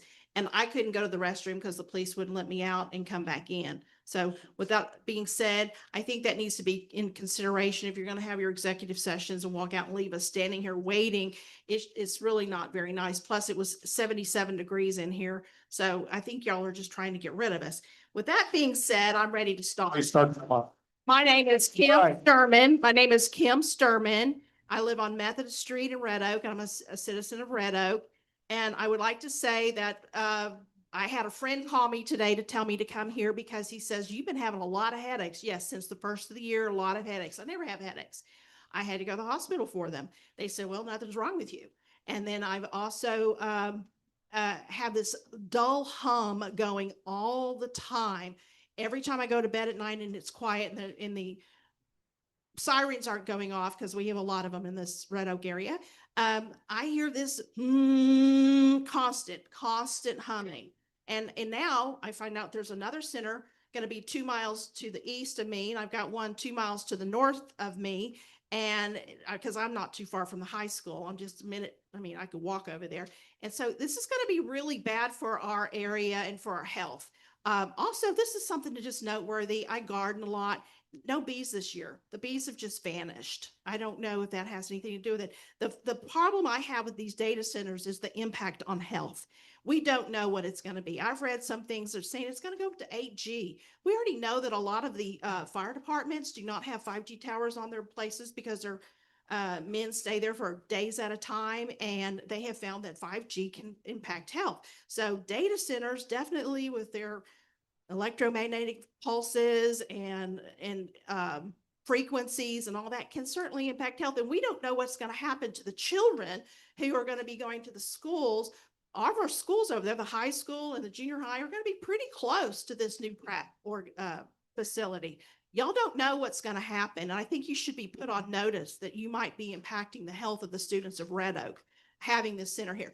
And then we get down to the presentation. I thought your presentation was great. However, $2 million in taxes coming in, $2 million, that's a joke. That's a joke. The abatement, the Supreme Court ruled that, or they said that the taxes should be uniform in geography. Well, that means in our area, everything should be uniform. They get 75, 85, 100% abatements. It's ridiculous. They should pay for everything. They should pay for everything to come in. They should pay as much as we do in taxes per the value of their property. No abatements. It's unconstitutional. Article 1, Section 8, Clause 7. The intent of that was for things to be uniform in taxes. Now, that has not been applicable, but the Supreme Court did rule that it should be uniform, and I am asking y'all to keep it uniform. No tax abatements. We don't need another data center. You don't know what the health impact is. You got them all crunched together. You're going to have a mass exit. You're going to ruin this community. You're going to ruin it if you let this continue. Next, we next have three will come up. Sharon Cotton, the Kirsten sisters, and then after that, we have Diana Brazil Redovich, Sandra Jason, and Bobby Mason. So, Ms. Cotton. Hello, everybody. I'm Sharon Cotton. I live at 502 Bluebonnet Lane in city limits. Up front, I would implore you to be bold and vote no on allowing the data center, particularly on the 828 acres in question, and then also place a moratorium on the future proposed data centers for Red Oak. Those of us who, such as Kim, who are already in the close proximity to the existing data centers in operation, have felt their impact on us. And for me, it's been sleeplessness, it's headaches, it's the constant noise that I hear even at 4:30 in the morning, and the decimation of our beautiful God-given nature and resources that are required for their operation. The city proposal for more of the same turns our land into concrete and steel jungles after you have gifted these corporations 5 to 10-year tax abatements. My concern is for the viability of Red Oak and its current and future generations, the land, the wildlife, and the varying detrimental impacts on health and quality of life.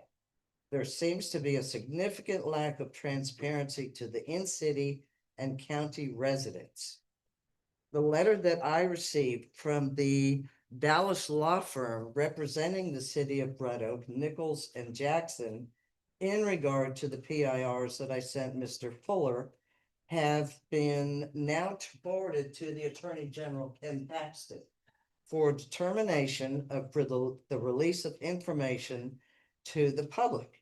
This letter to me states that the city asserts the responsive information is confidential and exempt from disclosure under Texas Government Code 552, and excerpts from that code and varying codes in there include the divulgence of information to the public, potentially violating proprietary, copyrighted, trade secret, financial information, including critical infrastructure, which could reveal access points and technical vulnerabilities to criminals and terrorists. I found that quite alarming. So the question at hand is whether you knowingly, willingly, or unknowingly have subjected us, not only yourselves, but subjected us, the residents and the future residents of this community, placing us between the proverbial rock and a hard place. Thank you. We have Kaylee and Kristen. Hello, my name is Kaylee Kirsteins. I'll go ahead and go first. The main thing I would like to ask about, you said it, did you turn it as well? Okay. The main thing I would like to ask about, you said it could not be used for Bitcoin mining, but what about AI? No matter what the closed loop system says and all this thing about this, it can only be cooled with fresh water. And where are they getting these tankers of water? Where is it coming from? Is it our water? Is it somebody else's water that they're wasting? AI can only be cooled with fresh, and then it gets wasted as soon as it's done. So is that allowed here? Is it going to be that? Is it going to be something else? You banned one thing. What is it going to be used for? We know it's not that, but what is the plan here? Also, multiple other cities that have had these facilities put in have had light pollution so bad that they don't have a proper nighttime anymore, messing with animal migration, lives, nocturnal animals, and a plethora of other health issues caused by a lack of proper nighttime. Thank you, ma'am. All right, I'm gonna speak for my aunt. My aunt, Mary Bishop, has lived louder. My aunt has lived in Red Oak for 60 years. Well, say your name and My name is Krista Kirstein. you're speaking for who? I'm speaking for my aunt, Mary Bishop. Okay. She lives on Bachelor Road, the corner of Bachelor and Steinbeck. Okay, thank you. So she told me that her property value has been decreased greatly. When they were building this other center over there, they've been driving through her pastures and destroying her land. Yeah, I can get pictures from her if you'd like to see them, and I'll bring them to you. Then at night where we live, I can see the lights from the ones that are over off of Avila Road in Houston School at like 2 and 3 in the morning, and I can hear noises coming from them too. We live on Cobblestone Circle. They're still a pretty good ways away. So, I mean, something's got to be done. Thank you. Thank you, ma'am. Next three. All right, we have the next three. Before you start, ma'am, let me call up Cindy Stevenson, or Cynthia Stevenson, Jonathan Vella, and Michelle Blake. Mr. Mayor, be sure, let them know, so people that in the hallway know, there's someone speaking in the hallway that don't list. But Yeah. the police officer, you can call them names too. If FYI. I think it's on the live stream too, and some of them were out there with the. Yeah, Michelle's watching the live stream. Yeah, so I think they're watching, but that's a good point. Thank you. Okay, ma'am, go ahead. I'm sorry. Hi. Hi, I'm Diana Brenzel Radoyevich, and I live at 205 Debbie Way. I'm a Red Oak citizen. I believe in representative government, and I hope you listen to our voices and represent us properly. We moved here to North Texas in 1995. Our child is a Texan born in Dallas County, and we moved our family to Red Oak in Can you move the mic a 2015. little bit closer? I'm sorry. Oh, I'm sorry. And we moved to Red Oak in 2015. This was supposed to be our retirement move. Now home prices are falling. People cannot sell their homes quickly as in the past, and new people don't want to move here because of the ceaseless building of data centers in our tiny city. I have 33 years experience in information technology for the Department of Defense. I work for the Army and Air Force Exchange Service, also known as the Exchange. I've maintained my professional credentials with ISACA, the Certified Information Security Manager, since retirement 8 years ago. It doesn't make sense to overinvest in only data centers. As a city growth industrial business model, the city is gambling with our tax dollars that data centers are the it business model for the next 30 years, perhaps. Note that tech oligarchs are not going to share transactional data for the city to gain new tax revenue because live data, data in transit or data storage isn't generating a sale. So I'm not sure where your tax revenue is coming from unless it's just property taxes, which is, there's tax abatements. So you're not getting that much. Now, Google has an operational DC near Interstate 35 and is continuously rebuilding and has approached nearby landowners for their property. As technology changes, future DCs will need smaller footprint and will probably go back to perhaps 1 floor of an office building, and 800 plus acres in the countryside will not be required. No other business will want to locate this far from the interstate to take up the vacated, overbuilt DC industrial space. It's a bad idea to use our tax dollars without codifying a uniform approach total transparency to taxpayers, and adequate informing city and county citizens directly impacted. Before you take a vote, I think we should codify 6 protections. That 500-foot natural buffer, not a vanity fence, a real forest between industrial walls and our homes. Hard decibel limits measured at property line, daily fines for violations, including weekly generator tests. The 100% closed loop cooling, no gambling with our residential water pressure or local supply. Infrastructure independence. Developers must fund their own substations, which I think you've mentioned they will, and they stay off our residential power grid. Architectural mandates, no more Austin Road, Houston School Road, or Bachelor Road eyesores. We want buildings that fit our town's character if we have any left after this. We don't want windowless bunkers. And this fact that Compass Data Center just withdrew from their 800-acre project in Virginia in Prince William County because the community insisted on these exact standards. If Compass is the right developer for Red Oak, they will agree to this in writing. If they won't, we have our answer. Thank you, ma'am. And also Thank you, number ma'am. 6 is we need to Thank you, know. ma'am. Okay, bye. Yes. Thank you. Sandra Jansen. Sandra Jan, hello. Yeah. Okay, Okay, go ahead. I'm sorry. Yes, please. that's fine. Sandra Jansen, 305 Crestview. I'm right across the street from the high school. If you go out the bus exit, there's my street. Already have a high school on one end. Now we're going to put a data center on the other end. One of the issues that's a concern to everyone is, of course, the noise that's generated from the data center. And I know you said it's going to be a maximum of 70, 75 decibels, whatever. Is that per generator or is that for the whole thing? Because I looked it up and 70 decibels is a vacuum cleaner running right down the street. But the cumulative effect in Granbury, they've got these things and it's loud. You can hear it miles and miles away. I'm not impressed with the noise limitations. 70 feet in the air is another one.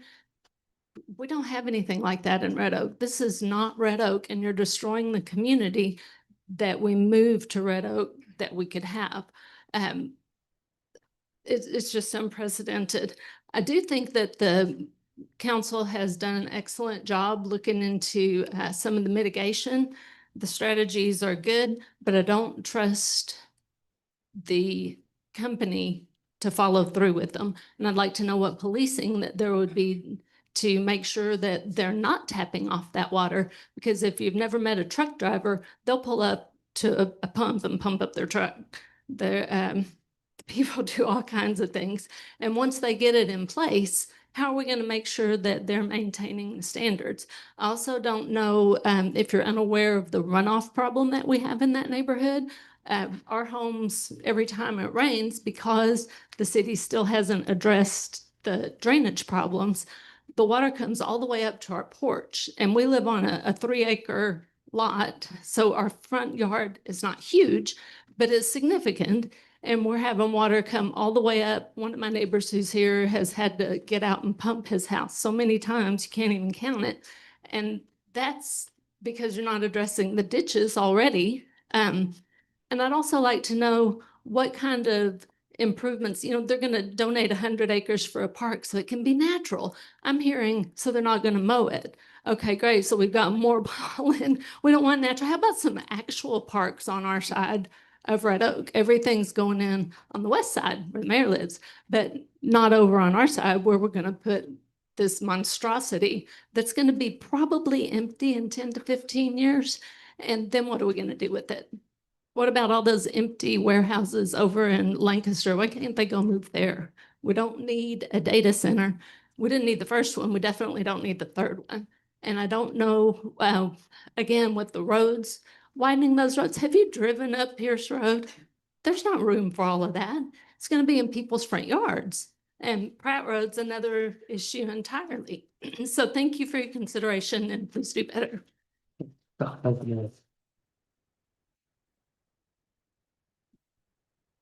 Hello, can you hear me? Yes. My name is Bobby Mason. My husband and I have resided at 121 Creekview Drive West for 43 years in Red Oak. There has been issues with the water, with electricity, with everything that you've talked about. And you can go ahead and get your officer to escort me out. But I voted for you guys. I've not ever missed a vote in Red Oak. And I don't ever remember hearing, oh, let's vote in an AI center. Any of these, none of the above, Google, whatever, none of the above. I'm an environmental consultant master. This is wrong. It's wrong for our community. It's wrong for our lives, and it's against God's word. Amen. Thank you.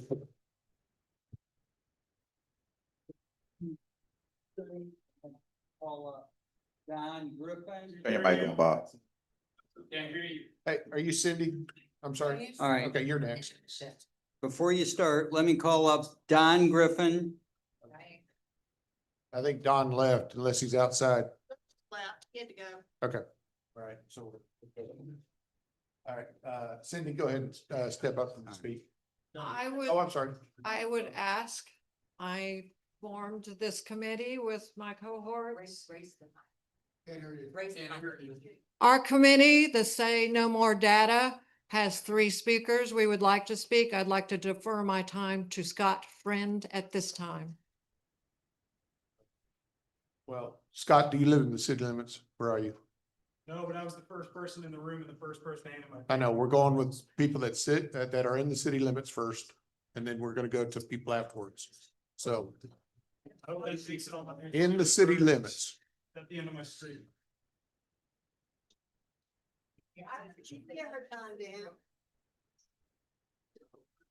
Yeah, so, I mean, so did you have somebody else What's his name?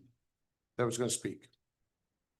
Our speakers, we have Dr. Price here, who we would like to also have speak. He lives on Pierce Road, affected by this. Is that in the city limits? I'm just asking. All right. I think he's gonna have the ones in the county speak last. So you won't let any of our committee speak unless we're in the city limits. No, no. It's not just next, which is the order that they've got, is people in the city and the county. I have a sheet for Mr. Friend. He's yet to be called. Yeah, but you're putting him specifically at the back of the line because he's county, and that's not fair. That's right. That's right. She's I, deferring her well, time. So I do not have, I don't have to allow you to defer. I don't have to allow whoever you want to defer to speak. So we're trying to be fair to those who have signed up to work our ways down it, okay? Yes. Okay, then she can sit down. No, she can't. This- She's the first time right now, and if we had this time later. No, we don't do that. Those- It's not fair. Always say you can't do what you want to do. Okay, I'm ready. Just calm down and let her speak. This is the Staying Back Center that you've already done. Look at these poor cows standing there. Please start the clock, please. These poor cows are standing at the Stainback Center. The gentleman spoke about the problems with that, Mr. Chris Moses. We appreciate you being here. We are not opposed to data centers. Yes. We are opposed to the city putting them in our neighborhoods and our homesteads. Why don't you put them on the golf course that you also own by the noisy freeway? Yes. That is my opinion where this should go, not in a residential neighborhood. None of you have them in your backyard. Why should it be in my backyard? By the way, I'm Cindy Stevenson. I live at 328 Pierce. I'm within 200 feet of this. So I'm passionate. I apologize. Mr. Benny Cowart lives over on Houston School Road. I went and visited his property and the data center there, took pictures and videos. And I would like to play the noise of what's going on at his area at 3 a.m. You said we do this between 7 a.m. and 7 p.m. Well, he's got all kinds of noise going on now. at all hours. And I would like to share that with everyone at this time.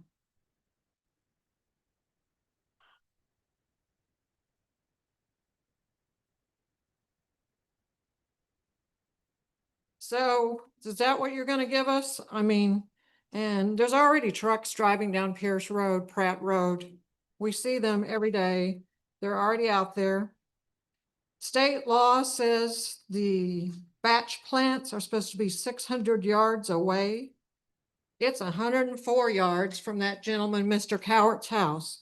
And by the way, his realtor told him his property that was valued at 338,000 now might only be able to get 275 if he can sell it at all. That realtor does not want his or her name for reasons to be named, but you know, I implore you, do not destroy our city. You might as well name it Data Center Texas. It's ridiculous. We moved here for peace and quiet, and I have 2 acres, and I'm retired now. And if y'all do this, I'm gonna get me a little house, one of those tiny homes, and move away, abandon my property. Please. Don't put this data center out here. Put it somewhere else. And by the way, your city lines look like a kid scribbled them. It's ridiculous. Thank you for your time. Thanks again. We had Jonathan Bella or Dela. Is he still not here? Miss Blake. Ms. Blake, yes. And then, oh, I'm sorry, before that, we have Miss Ramos, Adriana Ramos, Jesse Ramos. It looks like Rick DeZ.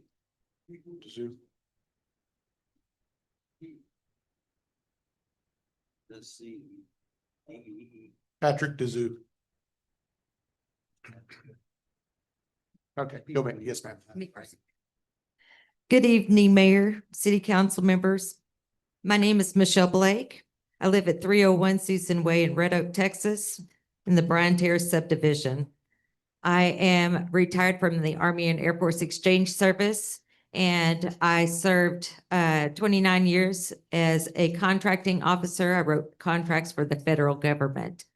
I wanted to lay that out because I wanted to make sure that you understand that during your presentation, you mentioned, look how nice they are. Look what they said that they would do for us as a nicety. When you get presentations from a salesperson, they'll put a lot of niceties out there, but it's not a done deal until it's in writing. And you need to make sure that whatever you want done is in writing and it's signed by both parties. It's not a nicety. That's just a sales pitch. So that's the first thing I wanted to put out there. My house backs up to FM 2377, and I am joining the amazing group of people that have put this together today to come in here and stand up and tell you guys what we really think as the citizens of this wonderful community. I live just 1.3 miles from where you're planning on putting this data center. Ironically, recently I was visiting a friend that lives over there off of Stainback. And much to my surprise, I saw this horrible atrocity that was a data center off of their 12 acres. And as a citizen of Red Oak, I had no idea that that was even built. And I find that sad that that was not even something that was brought to our attention.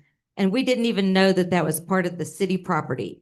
Just like I didn't know that the city bought that property right down the road from me. Had no idea, just like the property that you guys are discussing tonight. You're buying and we don't even know why you're wanting to buy the property. It's not something that's brought up to us because it's something that you do behind closed doors and you make those plans and we don't get to vote on what you're doing with that property.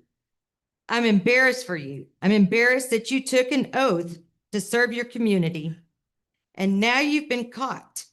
You've been caught making decisions without transparency. These people here today are evidence of what your constituents want. A place to call home, not a heat center that sucks power and takes away from the natural beauty of our community. Red Oak has done its part in supporting the future of the data centers.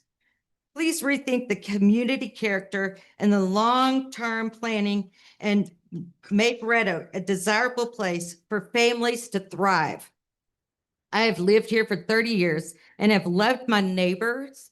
I've loved my neighborhood. And Thank you. I've heard the noise from the data centers. Thank you.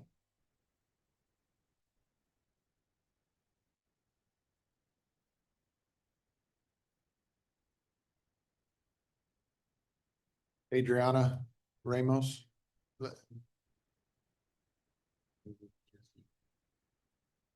Jesse Ramos. Yeah,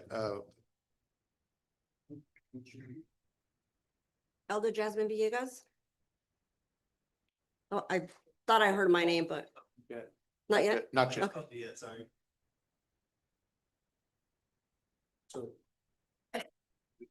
So is your, is Adriana here? Patrick? Ramos? Patrick, we have Mr. Frank. Scott, Friend. Hey, All right, Mr. Friend, after Mr. Friend, Scott's, looks like Sackett. 730 Pierce Road. Then we have Donna McCarty. Yep. 921 Pierce Road. Mr. Ramos, go ahead, please. All right, how y'all doing? My name is Jesse. I've lived in Red Oak for over 30 years, graduated 08, sister graduated 07, brother 2020, sister, my other sister, whenever. I got my daughter, my family here. Daughter goes to Woodland Elementary. I actually just bought a house off of Pierce a couple weeks ago. So that's a little tough to hear y'all doing all this stuff right here. But I wanted to talk about a few things. Really important that the first data center is right in front of my mom's house on Houston School. Sister's house, sorry, on Houston School. The second one off in Nokomis, right beside my mom's house. And now y'all are proposing to build one in front of my house. So as you can see, that ain't right. So, you know, that's one point. We just heard about this about 2 weeks ago from the signs all over the road. Decided to make our signs. And I don't know how big things like this get passed, kind of swept under the rug. So if y'all are supposed to work for us, we are a community, been in Red Oak all my life. Again, daughter goes to Woodland Elementary. It's crazy. Another thing is how ugly they look. I mean, let's be honest. My sister goes outside, looks right at a data center, right in the middle. My mom goes outside, back porch, looks right at a data center. You asking me to do the same? Third. So let's see. Let's not even get started with the taxes. We pay sales tax, I pay employment tax, all kind of taxes, but then these guys are asking for a huge tax break. That don't make no sense at all. I also have a business in Red Oak, which I love with all my heart. Like I said, this is where I'm from. Love this city, but to be put in 3 data centers in like a 5-mile radius is a little wild to even be up here trying to fight this for people that are actually from the community. That's what I got, and that's it.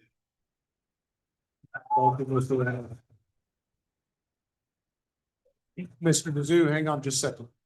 Is Adriana back there? Ramos? Okay, and we're gonna go on. Thank you. Okay, go ahead, Mr. Mizzou. Want to hold on with my time? I want to sit up, please. Okay.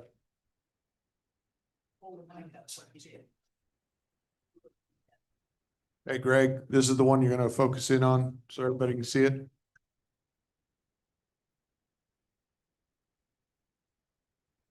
Able to get that? Can you focus any more? Zoom in? No, that's it? You can't get any more? Okay. All right, that's about all we can get.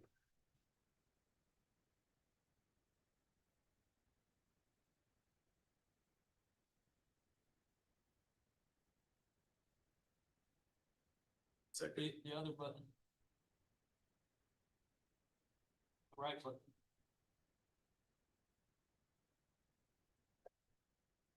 Hold on a second. I'm gonna blame it on the mayor. Hey, Greg, go ahead and start the clock. There you go. Button to the left, sir. This button? No, your button. To the left. There you go. It's like it's on. It is on.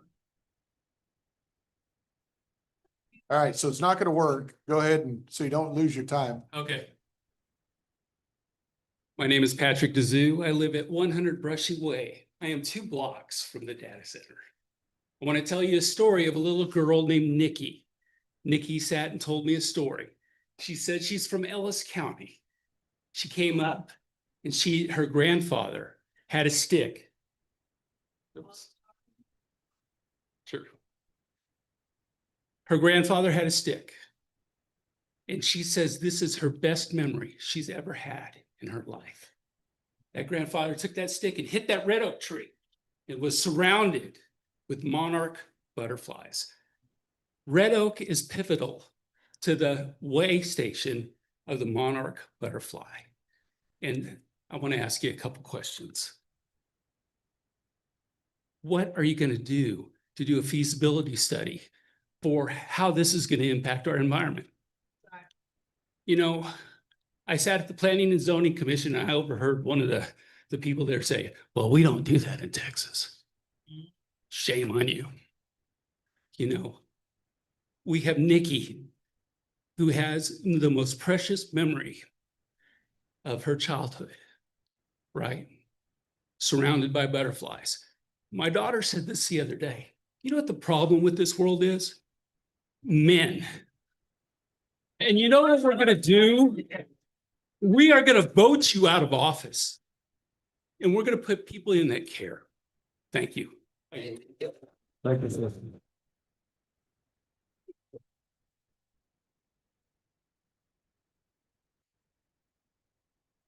Good evening. My name is Scott Friend. I live at 121 Lassiter. I invite everybody in the room who is opposed to this rezoning and more data centers in Red Oak to please stand with me to show your opposition. My name is Scott Friend, and while I live just outside the city limits, this proposed rezoning will be located at the end of my street. My family and many others will feel the impact of this decision immediately. I want to begin with this. I'm not against growth. I am for the right kind of growth. I first began raising questions about current and future data center developments in this area in November of 2025 to this gentleman that's no longer here, but Ms. Karen Stevens as well. Since then, I've attended meetings, submitted public information requests, reviewed heavily redacted documents, spoken with city representatives, and spent months trying to better understand the long-term implications of projects like this. And after all that time, I still believe residents do not have complete answers to some very important questions. This alone should give this council pause. This is not a routine rezoning request. An over 800-acre industrial campus is a permanent land use decision. And once that land is committed, we don't get it back. We've heard promises about tax revenue, future opportunity, but this project also includes a decade-long tax abatement, meaning the impact on infrastructure, land use, and surrounding residents begins immediately, while much of the financial return is delayed. And I think many residents are asking a very reasonable question. What exactly are we getting in return? We've also heard that this kind of development could attract restaurants, retail, and amenities, but restaurants and retail follow people, families, rooftops, and daily activity. Large industrial campuses with limited long-term employment generally do not create that kind of growth pattern. People do. That's where I believe Red Oak is at a crossroads, because Red Oak still has something that is becoming very rare in North Texas: space, identity, and community character. That is exactly what attracts families, investment, and long-term residential growth. People with choices and resources are looking for communities that preserve quality of life, not communities surrounded by large industrial expansion. This is not a local conversation anymore. Communities across the country are beginning to pause and reevaluate the large-scale data center expansion because of concerns surrounding land use, infrastructure demand, and long-term planning. This conversation is happening everywhere, and Red Oak should take this time to get it right because this decision is bigger than one project. It sets a direction for what Red Oak means moving forward. Years from now, when you are not the mayor, when you're not on council, when my children are grown, people will look back and ask, was this the moment we protected what made Red Oak special? Or is it the moment we started to give it away? You have a planning and zoning recommendation to deny. You have hundreds upon hundreds, thousands of signatures on a change.org document of residents asking you to reconsider this project. I respectfully ask you, listen to your residents, honor that recommendation, and vote no on this rezoning. Thank you.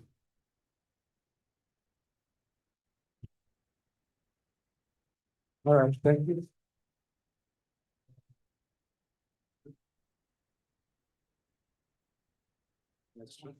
Yeah, okay, go ahead, sir. Yes, my name's, hello? Hello? Yes, my name's Scott Sackett. I'm at 730 Pierce Road. Yeah, here, they're saying you can't. I'm at 730 Pierce Road. Can y'all hear me? Can you turn this up? So, zoom into my property, please. It's the one with the tank in the back, a couple of streets down. So you're going to bring that data center all the way up the step of Brushy Creek. So unfortunately, nobody can see it, so you'll just have to talk. So you're bringing the data center all the way up to the step of Brushy Creek. That creek expands many times the size that none of y'all live near. Y'all have not seen it. A lot of us who've lived here for 20 plus years have. My family's been in this area since 1969. John Shirtliff bought the property from Mr. Oglesby. I inherited the property from my grandparents when I came back in 2002. My kids are raised here. We've lived here. We love it here. But this is a deal breaker for us. If this comes in, y'all don't understand the amount of water that you're going to push onto my property, my neighbor's property. Cole Road is Cole and Pierce Road will be underwater every rainfall. There's no way you can get that much water around that data center. I don't care what your planners or your experts say, it's too much water. We already have flooding issues through the Rocky Ridge area and beyond that. So your flood analysis experts, they ain't got their stuff together. And also anybody downstream, they're going to be affected as well. So because all the runoff of all that concrete is going to go back into Brushy Creek, which is again going to back the water up. There's no retention pond big enough for y'all to replace all the ground, 800 acres of concrete. You're not going to be able to replace that with retention ponds. It ain't going to happen. So, and two, y'all showing that fancy presentation. I ain't never seen anything that y'all are going to expand Pierce Road out to 4 lanes. I mean, where are you going to get that land from? You're going to steal it from me? You're going to take 200 feet off the front of my pasture? Less pasture grazing for my cows, my livestock?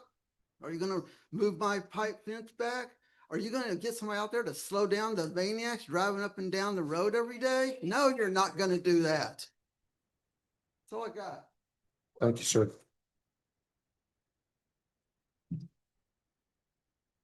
Ma'am, Wait just a minute. before you start, let me call up Guadalupe Sanchez, Chris Villegas, and Etta Jasmine Vegas. Okay. All right. Sorry. Are you ready? Yes. Yes, ma'am. Okay, my name is Donna Ritter McCarty. And I've lived in Red Oak for 56 years. And Red Oak was put on the map because of my sister, Louise Ritter. And what you guys are doing is turning this community not to be known for creating gold medal athletes like my sister and Michelle Carter, but for data centers, really? And then if you want to put data centers in, it needs to be quit buying this land with the Red Oak tax dollars and turn it around and turn it into data centers. Nobody wants them in a residential community. There is not one commercial business along where you're proposing to put this data center. And to want to say that it's going to create all this revenue, wrong. It doesn't. And it might for a little bit whenever the construction's going on. Just data centers do not employ lots of employees. They minimal staffing. Just to make sure that no alarms go off, and it doesn't overheat and all this bull crap. You guys need to quit lining your pockets and do the right thing for this community. Both of them.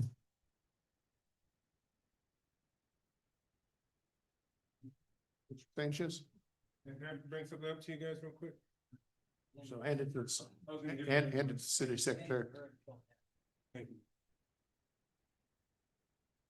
Thank you. Go ahead and state your name and your address. Yes. My name is Lupe Sanchez. Oh. My name is Lupe Sanchez. I live at 2377 FM, 854 FM 2377. I'm less than 200 feet from this project. I'm actually right across the street. I've coached youth soccer here in Red Oak for years. I buy my hay here in town, sometimes over off Standback Road. This community is my home. Professionally, I'm a journeyman electrician. I'm a robot technician at General Motors, and I also design and build AI infrastructure. I love the future of this technology, and I really may be the biggest AI fan in this room. But I know the difference between world-class industrial integrity and a shortcut. These standards I have placed in front of you, I also emailed them to you, so I know a couple of you emailed me back. I appreciate that. These standards, they shouldn't just be for Red Oak. They should be for all of tech, actually for all of America, right? But this is where it can start.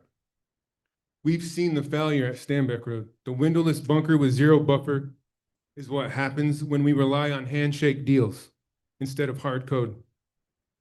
We cannot repeat that on an 800-acre scale. I'm requesting these 5 protections be written into the zoning code. The 500-foot natural buffer, real trees and vegetations, not just the fence. It's more for just looks. Sound travels in waves. You need something to mitigate the sound of the waves. One fence isn't going to do it. 100 feet isn't enough. 500 feet is comfortable for the citizens that you're making deal with this. Hard decibel limits are very necessity. They need to be measured at property lines with mandatory testing, and also during the generator testings that are going to be happening at least once a week normally, if not more. Those need to be tested as well, not just once in a while. Everything that's going to be ran out there needs to go through this. And 70 is high. 90 is what OSHA is the max on a job site is 90. 70 is high. 55 is the max we should ever have to deal with. These things need to be hard written down so that, because they can tell you everything that sounds so good, but then we get stuff like Standback Road. Architecture mandates need to be enforced. Aesthetics that respect Texas, Ellis County landscape. And you've already talked about this. Infrastructure independence is very important. I was very happy to see what you guys had said about that. They have to have their own substation. I personally hooked up the bus duct at the substation at GM on an upgrade job. I know what it takes to keep an industrial load from destabilizing a residential grid. If a car plant takes that responsibility, a data center has no excuse. Compass Data Centers recently withdrew a project in Virginia because that community demanded these exact standards in writing. If they won't put these in our code tonight, they aren't here to be a partner. They're here for a shortcut. In my world, we don't ship broken code. We don't build failing infrastructure. If these standards aren't in the written code tonight, the build has failed. Don't push it to production. Thank you, sir.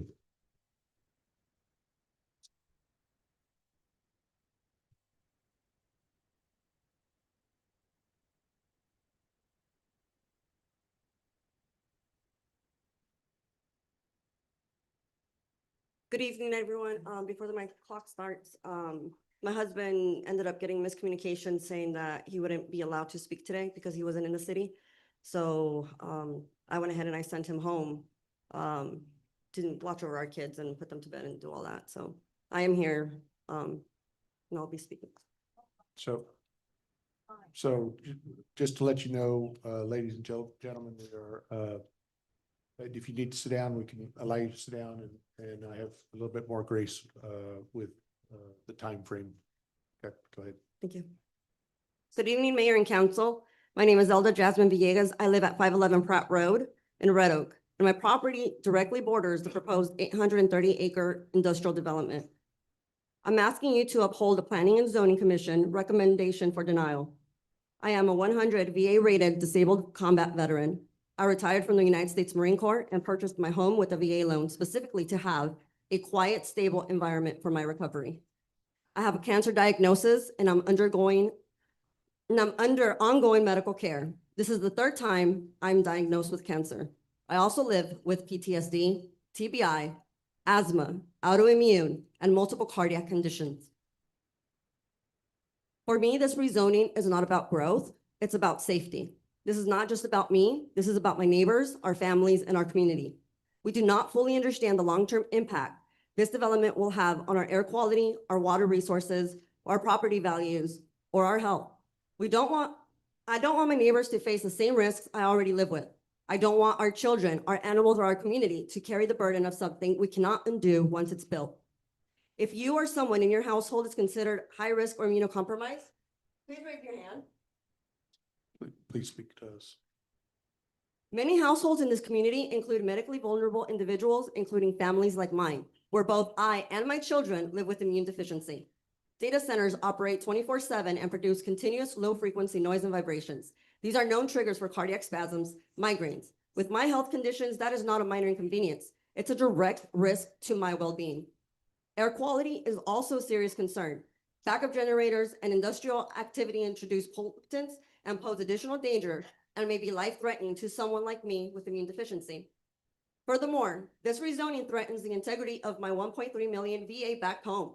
The VA requires a safe residential environment. By placing heavy industry on my property line, you are devaluing federal collateral and making this home unmarketable.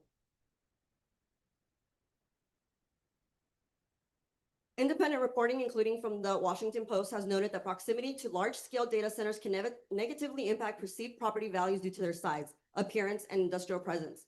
Organizations like Community Environmental Defense Services also warn that placing developments like this within 100 to 200 feet of homes can reduce property value due to noise, lighting, and visual impact. Finally, as an abutting neighbor within 100 feet, I was never formally notified of these hearings. I have submitted a formal written protest. If required, threshold of support from property owners within 200 feet is met, this will trigger a supermajority vote. There is also a growing concern in our community about a lack of transparency. Many residents are only now becoming aware of the number and scale of these projects. Decisions of this magnitude should not move forward without clear communication and full public awareness. I chose to serve my country, and I paid the price with my health and quality of life. This is the property I chose to call home. Now I'm asking you to protect that choice. Protect your veterans and your residents, and uphold the recommendation already made. Until further studies are conducted on long-term safety and impact on citizens, animals, and the environment, I urge you to vote no. Please.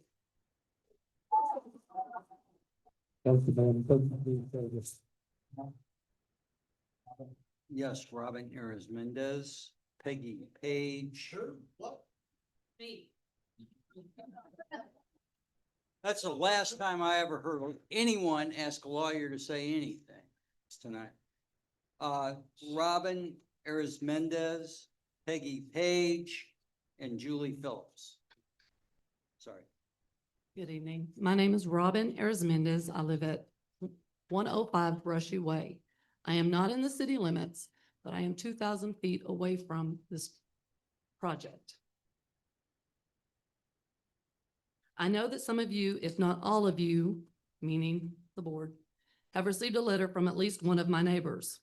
This is pertaining to the proposed zoning change regarding the land between Pierce and Louise Ritter. This is a letter I sent via email. Some of you have responded, some of you probably did not get it. You have already been told about the land's significance as a habitat for the monarch butterflies. Keep in mind that butterflies are pollinators and therefore they are essential for farming. When we moved here 26 years ago, I was in awe of all the beautiful butterflies. It hurts my heart and my soul that anyone would choose yet another data center over one of God's beautiful tools of nature. You have already let wonderful wildlife habitats and a favorite amusement center, Reindeer Manor, be destroyed for these eyesore monstrosities? Are you even asking the people what they want or what they need? I don't believe that you are, because I don't know of anyone on this side of 35 that wanted any of this. I could have supported maybe one, but not more than that. We need more family-friendly venues. A walking path would be a wonderful option for our community. That is something as a community that we could use and something that we would want more so than another data center. Which brings me to my questions.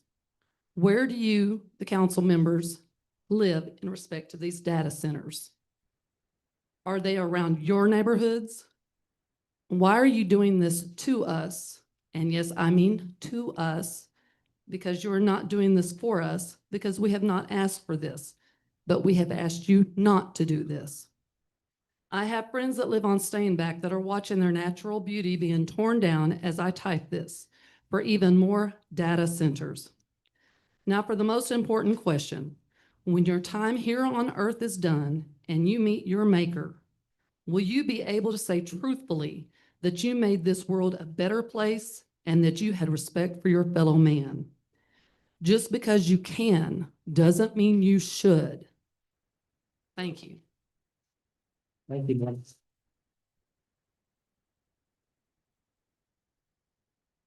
Next is Peggy Page, but she said that she needed some assistance to have someone read her Right. statement for her. I gave y'all, or someone should have given you a form of my speech. Into the mic there. So I don't have anything in front of me and someone was going to read for me. Otherwise, I will Is this it? defer to, I think. This is it. Didn't have a name on it, so. No, that's not. My name's at the bottom. Otherwise, I defer to the next person. We'll see if we can find it before we, I don't know. she doesn't I have gave it, them out. that's the problem. She turned it in, but I didn't see anything with anyone's name I on it. emailed, We can look for it. 6 We'll, of you. we'll look for it. We'll look for it, I'll try to step get it. back for the next person. Oh, okay. Julie Phillips. It's.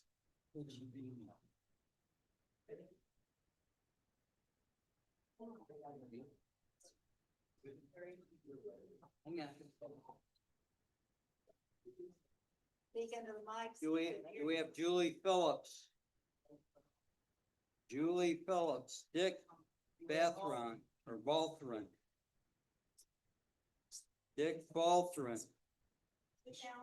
Jose Villa, or Vela.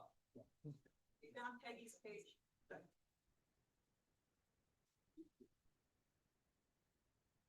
So we're back to, for the record, Peggy Page, and someone's gonna read that for you, correct? I'm Peggy Page. I live at 964 FM 2377 in Red Oak. Other uses for this land, instead of just benefiting industrial giants, why not benefit local small businesses by having a destination for travelers, tourists to come to, such as, 1, nature learning centers, specifically with setups, resources, native plants, and endangered monarch butterflies or dwindling honeybees in mind, or other nature learning experiences, offering school districts a place for learning while bringing in money. Texas Discovery Garden, Public Garden in Dallas, Texas, Texas Discovery Gardens, or the Big Tex Urban Farms, State Fair of Texas, or the monarch butterflies and other insect pollinators. Texas Nature Conservancy.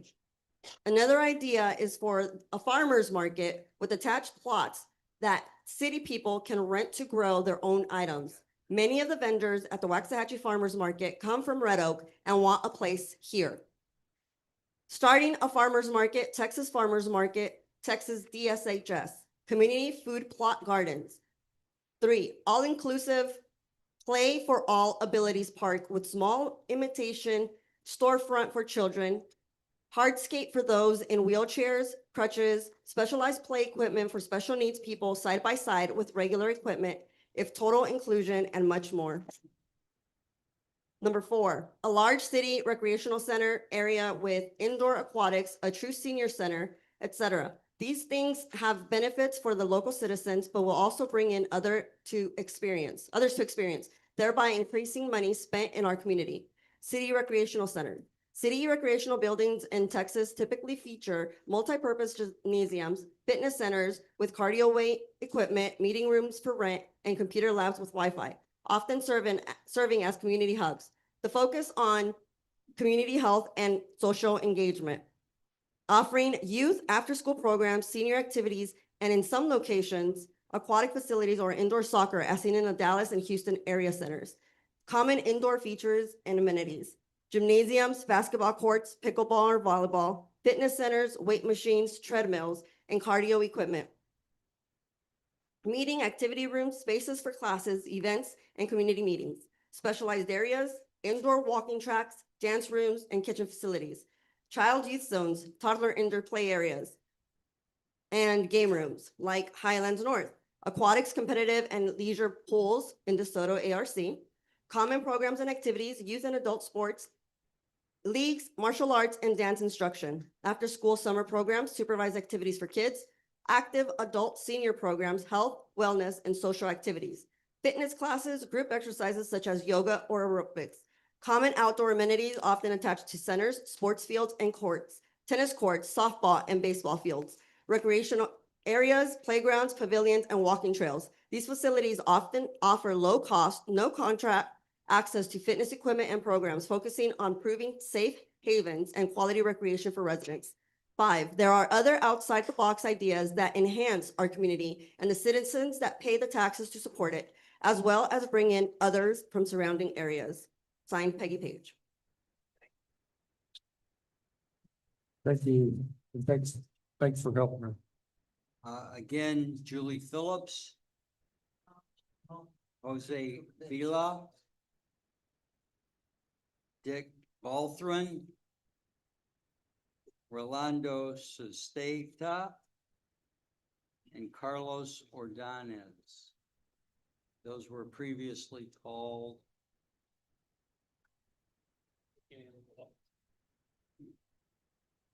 Mayor, there was a number of applications to speak that were turned in after 7.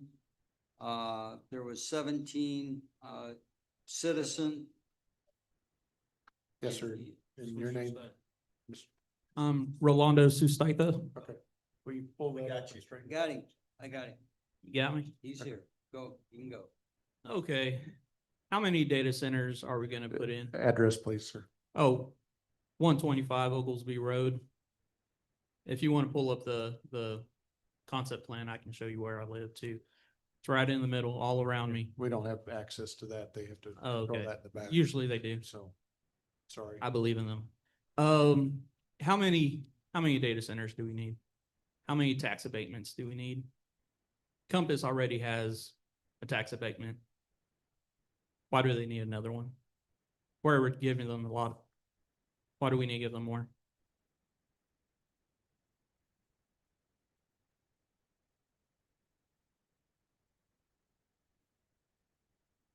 Are you done, sir? I'm not done. I'm just standing here. Okay. Wait for an answer.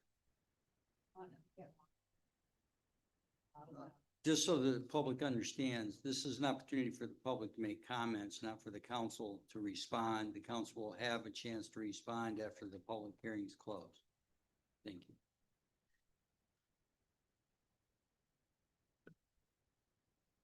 I want to know why these attachments, presentations that were presented today weren't attached on the agenda. Usually when y'all do presentations, you attach or you say there's attachments in presentations. I think that's a tactic to defer open records requests prior to the meeting, hiding information that the public wants to know what's going on in Red Oak. There's a lot of these little tactics that y'all get to do that trying to hide the information, but if these data centers are so good, why aren't y'all screaming it from the rooftops? Y'all hide it behind meetings. No. Oh, I thought you were don't get waving that. at me. I'm sorry. No, I said y'all hide it. Oh, okay. Yeah. People want to know what's going on in their city. County is city of Red Oak. You're all around it, just not the actual houses. We live here too. We have influence too. Thanks. Thank you, sir.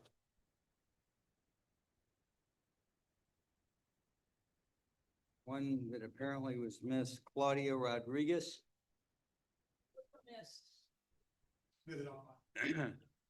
Submitted online. At the secretary's office last week. And I handed you the pieces of paper, the copies, 7 copies of both of them. I'm just reading off the names that were given. So what's your name? Madam Stuart Nelson. All right, let's go. So, yeah, go ahead and we'll look through those and hopefully we can find them. Okay. If not, we'll try to dig them out of the email. Okay. As long as they were submitted before 5 o'clock today. Last week. During the public comments. Okay.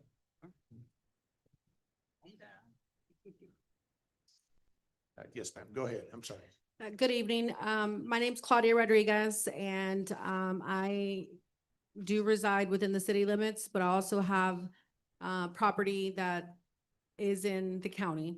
And as someone who has worked in real estate for 27 years, I want to speak from experience. When I say that developments like large-scale data centers absolutely can impact surrounding property values. Real estate has always been about location. Buyers consider what surrounds a home just as much as the home itself.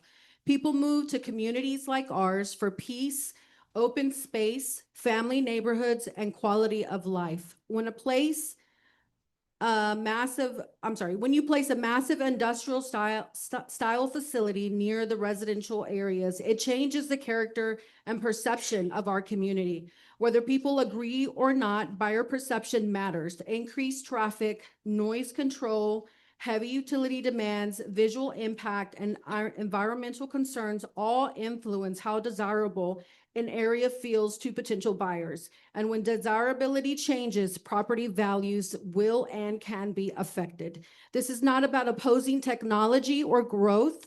Growth should make sense for the community it is being placed in. We can support progress while also protecting homeowners, families, farmland, and the future of our town. For many families, their home is their largest investment. We have a responsibility to ask hard questions before approving projects that could permanently change our community and potentially impact property values for years to come. Thank you.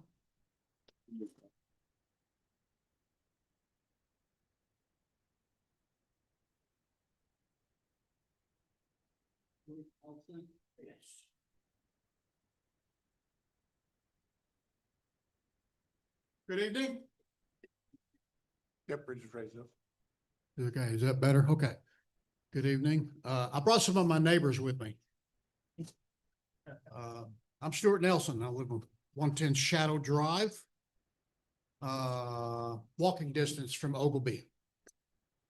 Mayor Stanhill, you wrote on February 5th, 2025 that you are pro-resident.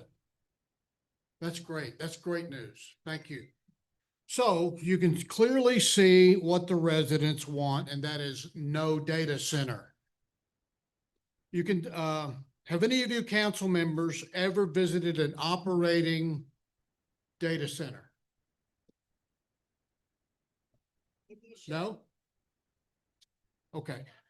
So evidently you haven't talked to the residents that live nearby these data centers.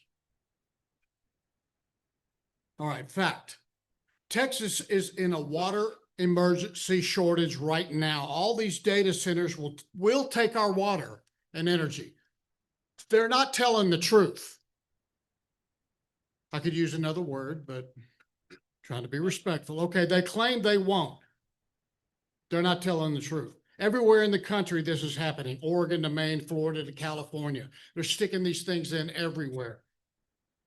The top 2 causes of these shortages are surging demand and number 2, data center Boom.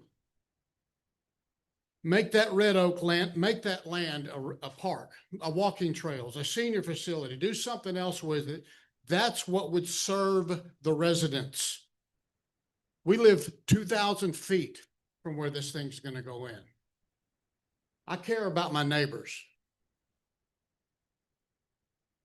We have at least 4 data centers under construction right now. We didn't want those either. So no more.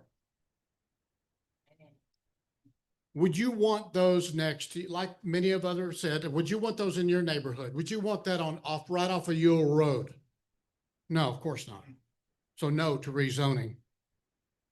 Be a hero, vote no. You live in my neighborhood, I think. Google gave this, okay, whenever we're dealing with city or government, we always have to do one rule, and that's follow the money. Okay, so Google gave the city $100,000 for a library. It's beautiful. $150,000 for a literacy program. That's nothing but loose change to billionaires. That's just change, right? $1 billion is 1,000 millions. Any job promises are temporary. Construction workers will come from out of state, and they'll raise the rents for everybody, then move on to the next job elsewhere. Thank you, sir. Permanent jobs. Thank you, sir. Thank you, sir. Thank you. Thank you, sir.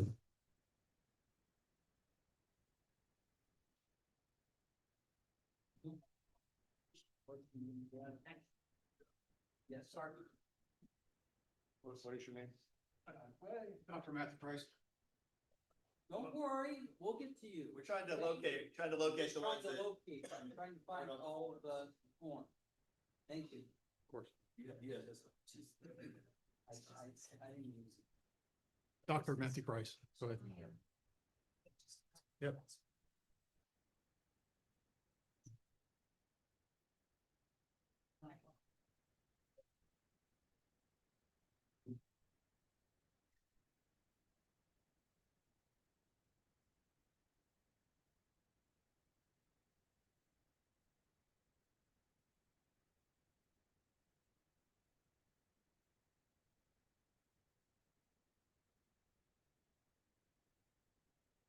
Okay, sir. Sorry about that. Please. Dr. Matthew Price. No, this is. So make sure you fill one. This is not news. Yes, what do you guys Uh, I have Pat O'Connell, that's female, this is someone else. This is Dr. Matthew Price. I have, his is in there as well. Then we're good. We're good. So, all All right. Thank you, sir. Good evening, Mr. Mayor, City Council. In case you didn't hear, I'm Dr. Matthew Price. Said it about 12 times. I'm a Red Oak resident living on Pierce Road, and I've spent 20 years working in the high-tech industry, deep expertise in artificial intelligence and emerging tech. Might be the second biggest nerd next to Lupe. I'm here tonight to ask you to vote no on ordinance 2614. This council is being asked to permanently rezone 1.3 square miles of Red Oak based on a plan that the applicant at the planning and zoning meeting called conceptual, and to bet our city's future on the promise that data center demand will hold up over the next 5 to 7 years. I want to give you 2 reasons to question that promise. First, the industry's biggest deals right now are already collapsing. In January of 2025, the president announced the Stargate Initiative at the White House, a $500 billion AI infrastructure partnership with its flagship campus right here in Texas and Abilene. 16 months later, only 2 of the 10 planned buildings are operational. The Stargate UK and Norway projects were abandoned outright. Nationally, $64 billion in data center projects have been blocked, canceled, or delayed in just the last 10 months. 25 canceled last year alone. Whoever is being named as the future tenants for these 828 acres tonight may not be the tenants in 2027.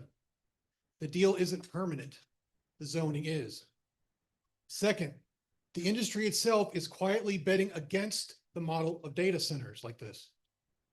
3 weeks ago, NVIDIA announced a partnership with Span Energy Pulte Real Estate Group to put small AI compute nodes directly on residents' properties. Their own words, a distributed alternative to centralized data centers. Meanwhile, the likes of Microsoft, Google, OpenAI, Meta, NVIDIA, Intel are all pouring investments into quantum computing, fusion energy, photonics, smaller, more robust, more efficient hardware, all designed to do more with less, smaller footprints, decentralized structures, approaches that don't need massive data centers at all. This is what I see every day in my work. The industry is hedging. Red Oak is being asked to be certain. The risk is not symmetric. The developer captures the upside if this works. Red Oak absorbs the permanent loss when it doesn't. Once this land is rezoned and developed, the only recourse is a legal one, slow, expensive, and stacked against us, fighting an army of lawyers with unlimited resources. This council should not gamble our city's future on a promise the industry itself is no longer making. I respectfully ask you to vote no on this ordinance. Thank you.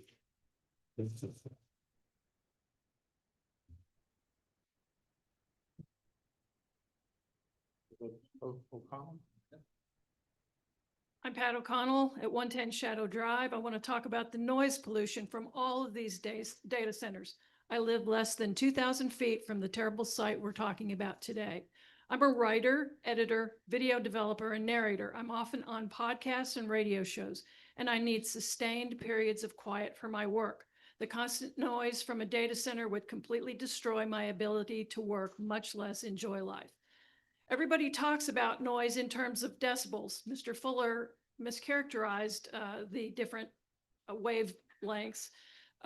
Typically, we're talking about dBA sounds, which are the sounds we can hear, music, voices, things like that, leaf blowers. The disturbing noise from these data centers are low frequency sounds that can only be measured with special meters, including dBc and dBz weighting machines. These sounds easily travel for miles through the ground and the walls of our homes. People who live near them report a roar or a thrumming boom, boom, boom all the time. The sounds that are making people sick, tired, crazy in other places are the boom, ba-boom from a stereo subwoofer, pressure waves that vibrate your windows and shake your bed all the time. And that's not counting the 2 to 3 years of construction noise or the hundreds of diesel generators they'll run when the power goes out and test periodically. In Williston, North Dakota, and in Granbury, Texas, residents are suing the data centers for the maddening noise felt miles away. And in both places, the solution has cost millions, yet failed to solve the problem. Why? Because they were solving the wrong problem. They were measuring the normal sounds that don't travel very far. They put up hideous multi-million-dollar walls around the centers that did nothing to stop the low frequency noise the community was suffering from, the sounds that go through our bodies and affect how we feel. Fortunately, these sounds can be mitigated. Acoustic engineers can help companies design facilities that avoid making noise in the first place. Still, the first step is to recognize the true nature of the noise and measure it properly as a city, so the city can set effective boundaries up front. City leaders need to make sure the sounds are legally defined, restricted, measured, enforced, and penalized, even if it means shutting down operations until the problem is solved. Fines, lawsuits, and settlements don't make it quiet. I urge the city to set a shining example of wisdom for cities everywhere and say no to this rezoning, put a park or whatever. Purchase a meter that can read all relevant frequency bands, properly characterize and measure the noise from all existing and proposed industrial sites, modernize the outdated 2009 noise ordinance to address low frequency sounds with serious penalties, and ensure that every contract has noise abatement or prevention commitments built in, again with stiff penalties. Please don't make any more deals until the first of these centers comes online and we know how bad they really are. Thank you. Thank you.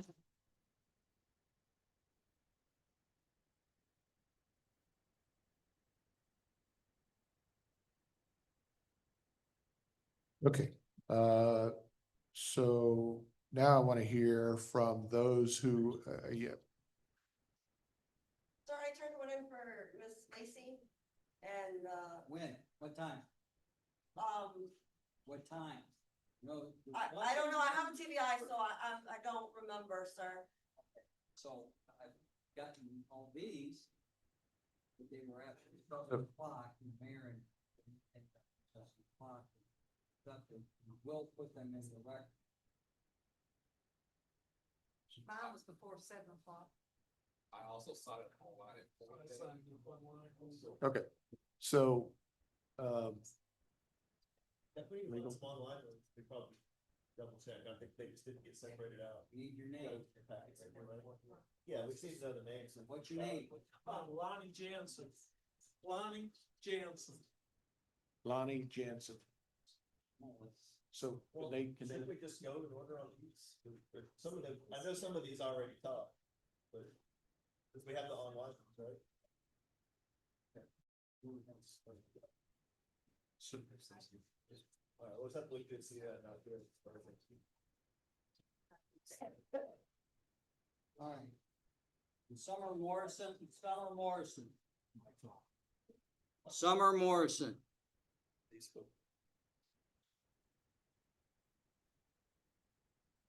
Allison Mears. Chris Cooper. Mark Evergo. Maria Matthew. Here's Lonnie Jansen. He was just talking. Lonnie Jansen.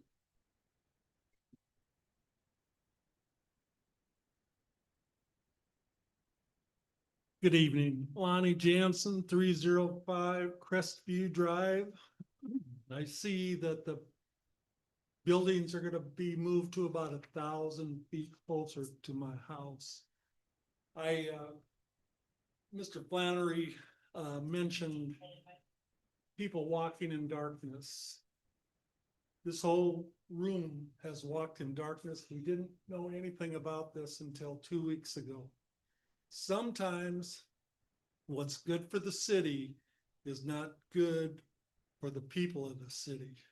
And it kind of reminded me of something I read that happened a while back. A fella thought he could make some quick money. He went to the leaders of his community and threw this proposal out to them. They said, yeah, if you want to do that, we'll pay you for this action that you take. So he did the action and then saw the result. Speak closer to the mic, please. And he saw the result of what his actions caused, the pain of his community, the pain of his fellow man. So he took that money and he threw it back at him. And then he went and hung himself. It was 30 pieces of silver. Don't be that man. And speaking of darkness, this was shared at the group the other day, Sunday, I guess it was. This is the message we have heard from him and announced to you that God is light, and in him there is no darkness at all. And if we say that we have fellowship with him and yet walk in darkness, we lie and we do not practice the truth. But if we walk in the light, as he himself is in the light, we have fellowship with one another, and the blood of Jesus the Son cleanses us from all sin. Thank you. Thank you, sir.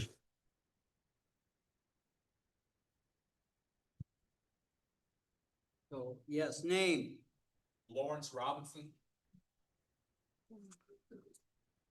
You're in there, Mr. Robertson. I hope we Okay. got yours here. Come on. Well, while he's making his way, who else submitted something online that hadn't been called yet? Okay. Well, we have, We have them, we just. we have the comments, because you wrote comments, some of you Yeah, didn't ask to just didn't speak. select you were gonna speak, so we'll figure it out, but we just want, that's why you weren't called. It may be only one of the four came over then, that's probably what it is, but we'll find everybody though, so don't worry. Go ahead, sir.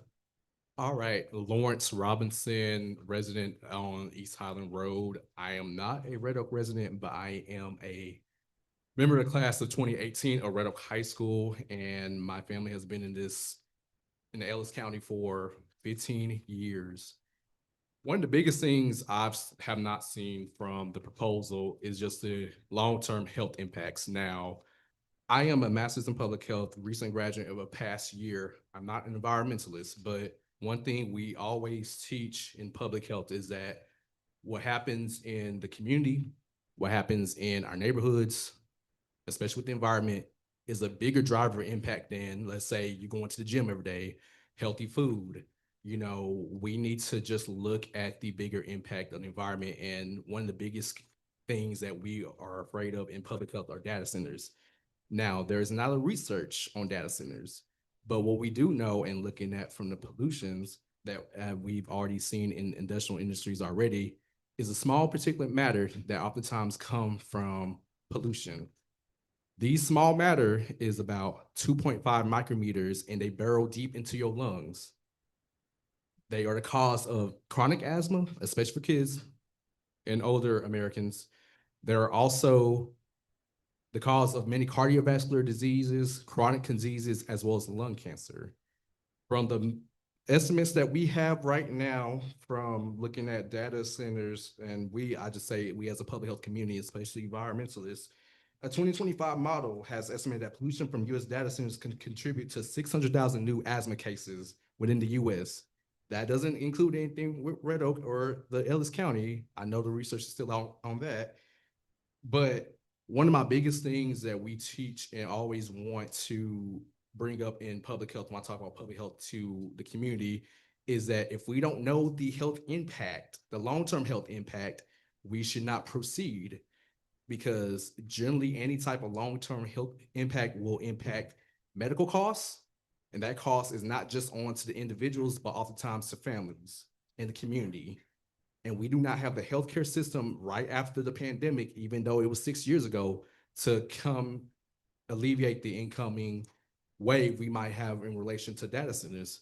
And yes, the jury is still out on how this will impact our long-term health, or if it will impact our long-term health. But I'd rather just hold off and wait and input this and look at the data that we're already doing within the scientific community, learn about these data centers before we proceed. And so I am going to mention, please vote, do not vote for putting or rezoning this district just yet until we do a long-term health impact that is going to impact not only just Ellis County, but also the North Texas community. Thank you. Thank you, sir.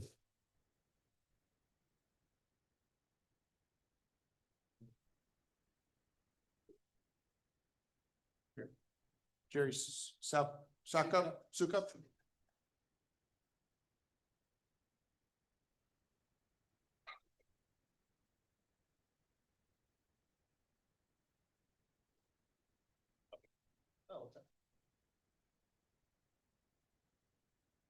My name is Jerry Sukup. I live at 330 Crestview.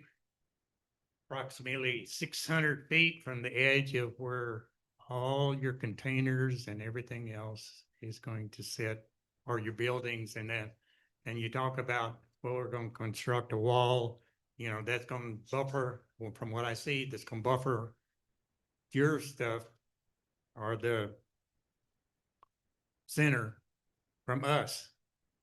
But then you talk about we're limiting our buildings to 75 feet. So what are you going to do with the sound waves and everything that come over the top 50 feet? And I'm only 600 feet away, according to your drawings or your all that I've seen so far. So we hear about the sound waves, we hear about all that. We've been there since 1973 for longtime residents. It's a quiet, nice neighborhood. It's always been quiet, nice. We've had to fight the city for everything that we get out there. The city didn't even put us in roads. We fought them for years to put in our streets. We finally got into got into the county. County came in there, laid us 2 concrete streets. If you look down there, there's 2 concrete streets. That's the ones that were provided for us. Then the city took us back in and wanted us back in. But now we're getting dumped on again by a data center. Now, if everything is so good with data centers, why do we have to have 5? I can pick up this cell phone and get anything that I want to know about off the cell phone. So what is a data center going to do to us, all the other folks that are in here? What is it going to help them besides destroying their health from the noise? What can y'all tell me what the waves or the, I can't talk until actually talk about what it is. But what is that going to do to people's health there? It seems like we're always at a fight. The other thing that gets, there's going to be a tremendous amount of traffic coming off that data center. Where's that traffic going to go?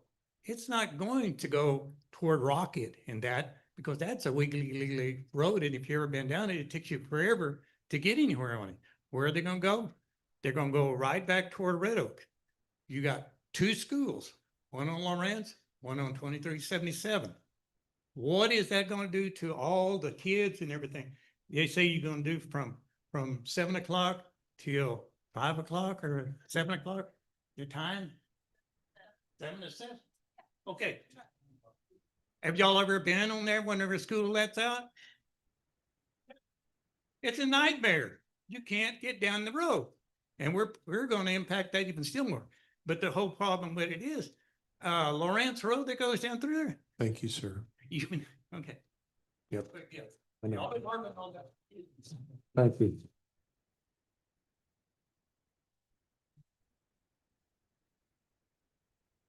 Paulette, you had checked the box for agenda item 14, which was a car wash. That's why. I have 2 of them. Go ahead. Should be one for this one and one for the car wash, because I'm totally against that car wash. They went through today, so that'll be on for another day. Yeah, I need to know when. Right. But I am here to speak about the data center. I live at 521 Oakdale, Red Oak. It's Ellis County, which is right there off the Loop 9. And I can assure you one thing about the traffic with these people working at this data center is astronomical. I live right there, believe me. It used to be country and now it's crazy. And that's where the first man that got killed was literally right by my house. Because he wasn't paying attention driving down the road, and traffic's bad, got stuff going on over there that shouldn't be going on. But anyways, I think a lot of people in this room and people that aren't here in this room are a little irritated, extremely irritated, because of the hidden stuff that's going on. Y'all might not feel like it's being hid, but it is being hid. I live 2 blocks from the data center on Houston School Road. And I seen that y'all, on y'all's thing up here, we are going to do all these nice roads and all this stuff, but Houston School Road is a landmine to drive down. Y'all ain't fixed it yet. So, and I'm wondering, I was told that the road would be fixed when that data center got done. Maybe it's not done. I don't know, because the trucks keep tearing it up. That's why Houston School Road, you can't go all the way into Lancaster because all the big trucks have tore that road, that bridge down. Can't even drive through it. So they got it blocked. So then you got to go around the other little way, which isn't a very good safe turn either, because it's so small, but I think y'all not letting people know what y'all's plans are before you make a plan is not doing the people of the city right. We've got so much going all the way back to the Biden and the Obama.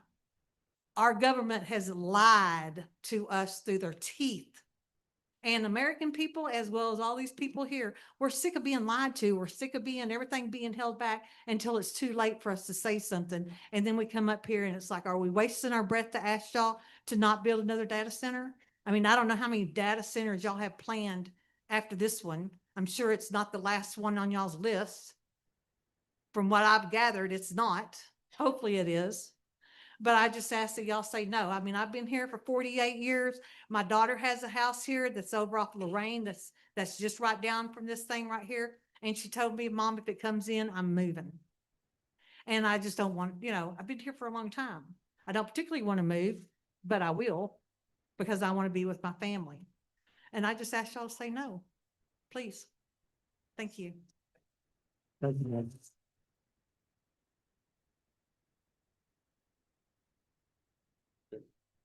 So now, we will give those who are in favor of this data center the opportunity to speak. Is there anybody that wishes, that it's submitted and wishes to come in and speak on this? Lacey did not get to talk and she had put it in a week ago. Oh, we just asked if it would be most submitted.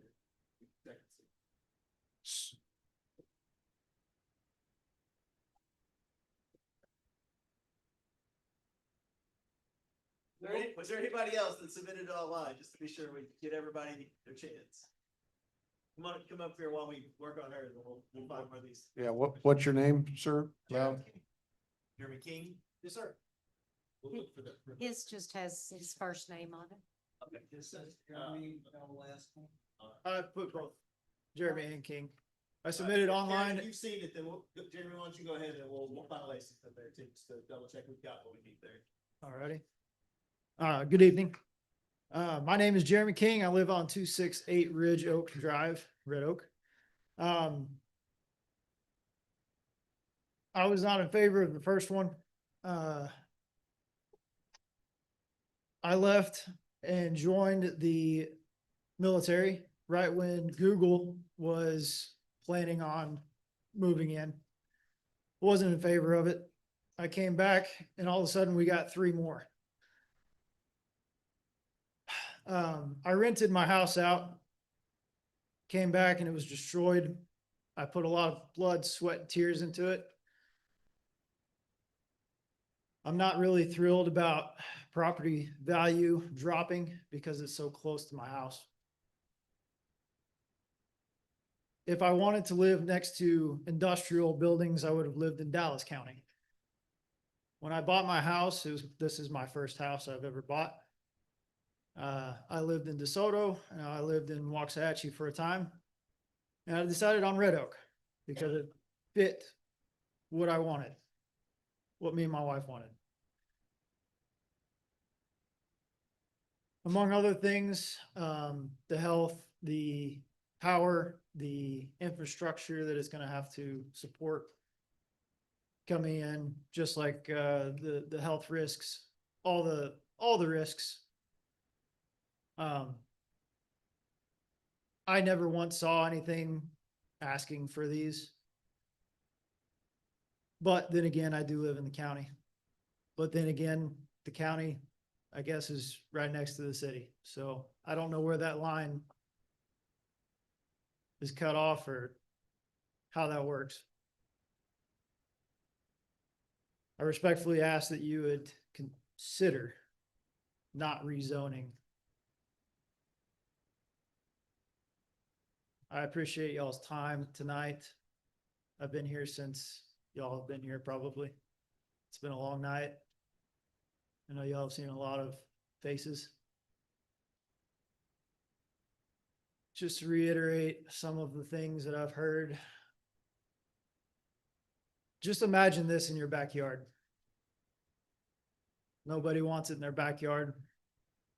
I didn't think that it would be in my backyard when I came back after 4 years. Thank you. Thank you.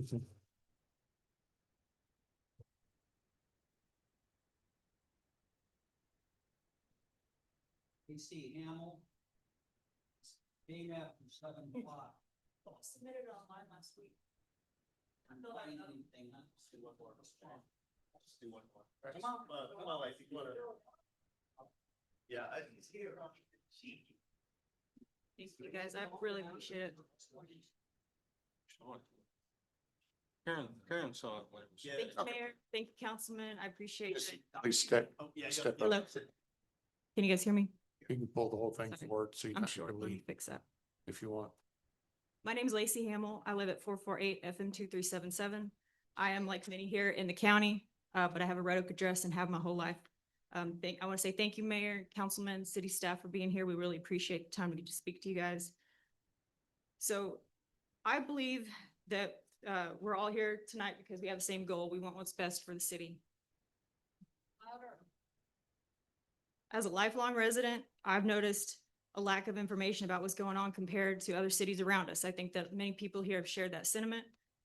We don't see things like zoning signs posted like other cities. I feel sometimes like I know what's going on in Waxahachie and Midlothian more than I know what's going on down the street from me. As I'm finding out with this data center that is literally 1,000 feet down the street from me that I found out about on Facebook the night before the planning and zoning meeting. And we have talked to so many people here in the county and the city, for that matter, that have expressed the same sentiment. And that's really alarming to me, I have to say. I may be in the county, but so was that land before it was bought and annexed by the city. It was brought to my doorstep, like all of us here. To add to the part about the signs, I feel like that would be something that the city could do that would not impose an extra burden on them, to be more transparent with the residents. I do know that the zoning notices are posted in the Waxahachie Sun. I'm not sure, I don't know the specifics of why that paper was chosen. I do know there is the Ellis County Press, but I do know that I don't know why many people here would be carrying the Waxahachie Sun. I have seen it when I am in Waxahachie, but it is not something that many Red Oak residents would read. I'm sorry, I'm having trouble reading my own writing. One thing, so I'm just gonna give up on my notes here. The Ellis County Commissioners Court voted recently unanimously to enact more, to support the resolution of enacting more regulations on the development and growth of data centers in Ellis County. That is all 5 of our local county commissioners, the ones who represent me, the ones who represent all of us that live in the county. The Lieutenant Governor of Texas has ordered more investigation into the impacts, health, financial, property-wise, noise, environmental, agricultural, land impact to all of us, and that will be happening next year.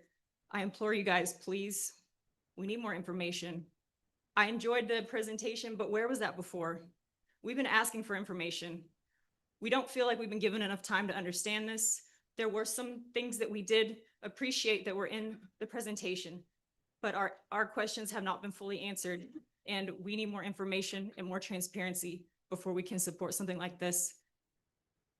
It's our homes. This has been brought to our doorstep. As a resident, as a taxpayer, as a property owner, I have to make it my business. It's all of our business. Thank you. Thank you.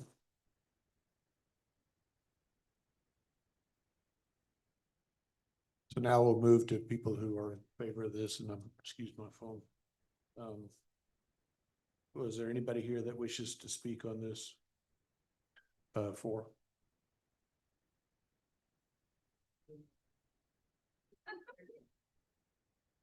Maybe y'all want to stand up.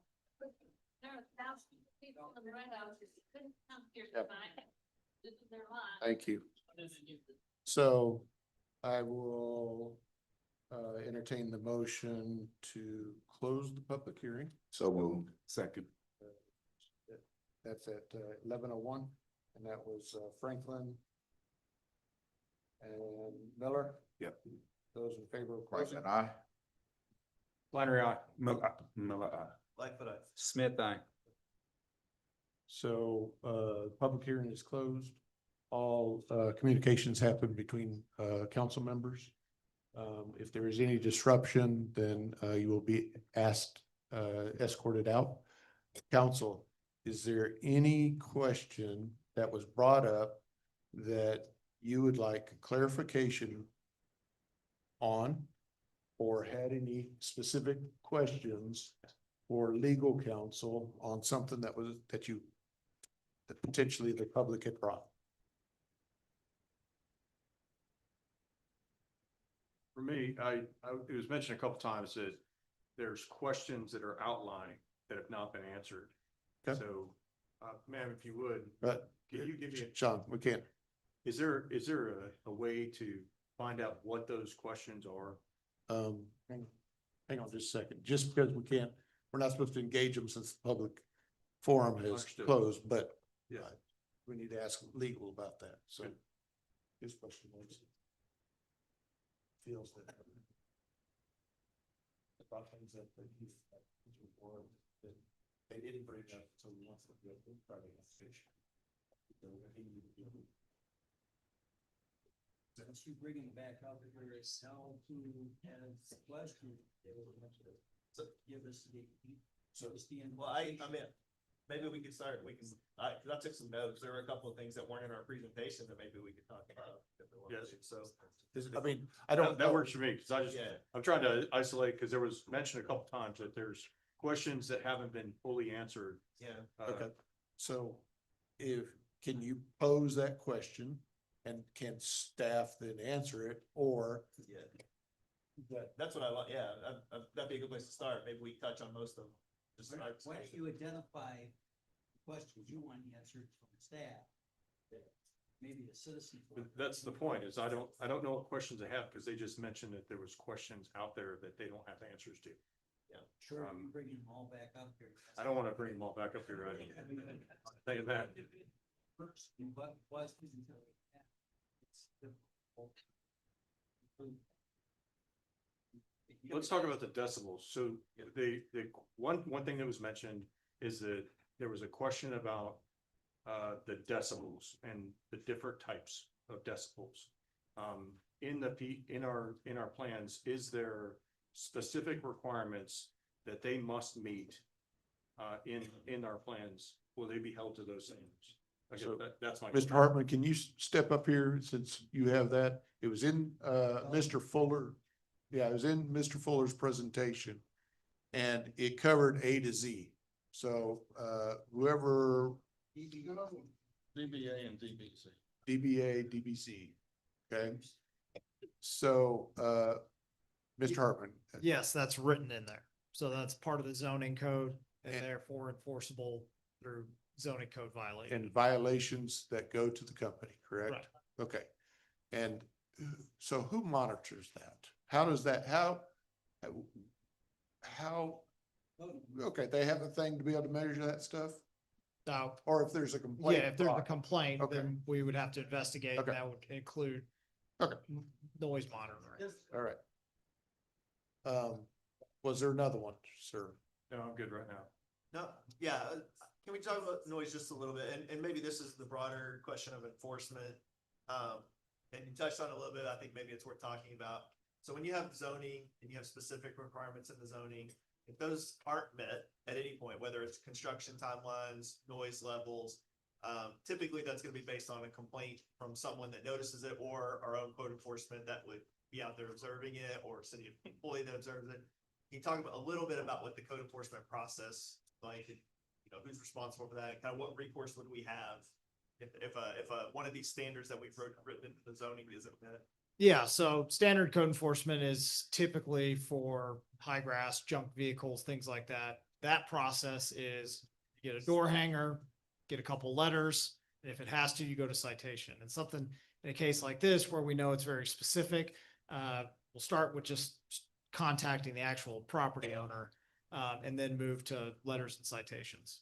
And in instances, we heard some instances, and I just know because I've talked to people in the public about on the existing construction, trucks going the wrong way or not in designated areas. How have we dealt with those types of complaints when they come up? So we've had the contractor actually put out flagmen so that if trucks are trying to come down there, they'll flag them down and say, nope, you got to go the other way. And that's specifically happening out on Stainback. The other campus, they have multiple avenues of.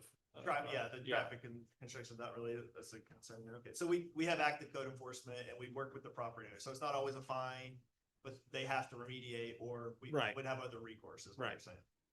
Okay. And that other recourse could include fines, could include lawsuits. I'm trying to think about what, if there was. Yeah, from a code enforcement perspective, it's citations and fines. How many responses have you had to, or how many times have you been asked to talk to the current data center projects to repair roads, and how many times did they come out and repair the roads on Stainback? Probably no more than 15, but more than 10. So somewhere in between 10 and 15. Where they came out and fixed the roads fixed- after and it was fixed the identified road. there was some And problem that, with correct, trucks. correct. And that's when they weren't doing it proactively. In the presentation, there were mentioned a number of pluses to this coming. And there were persons saying that they believe it's a lie and it's a promissory note that won't be fulfilled. How much of our presentation that was presented that we could say was in confidence, in writing, because that's what was being asked. a number of times. So the items I went over in that list are the items I added to the actual PD ordinance. So that's codified in the ordinance for this specific property.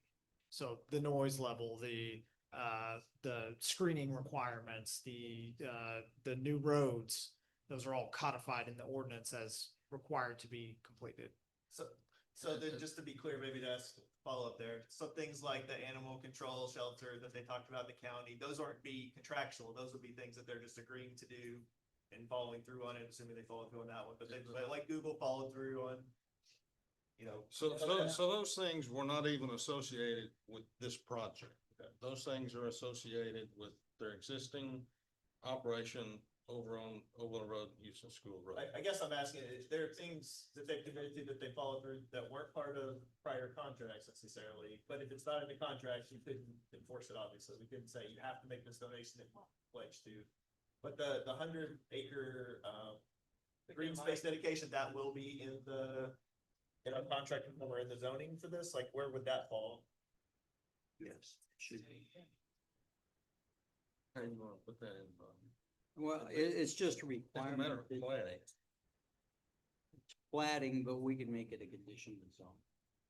Okay. That they could dedicate parkland, green space, it's not uncommon. So I we mean, can- I think it's a reasonable thing when, you know, if we're gonna count on a promise, that we get some, you know, codification of that promise. Now, obviously, dedicating money to the county are things we couldn't do anything with, because that's out of our purview. I just need to know what the triggers are. When it gets to be dedicated, so that. Once construction is complete. In other words, they're not gonna go out there and build it and they're. Yeah. Then run Repair it. that with Everything all the construction. So. Yeah, okay, so the 100 acres that was So was that? to be, I think- I think it's a combination of everything, so I'm gonna try to fill in the blanks. And please make sure, and thanks for waving, I apologize. What do you? So the parkland that is potentially it's dedicated would be at the end of the construction, and where that would be at the sole discretion of the end user, who's building this up, okay?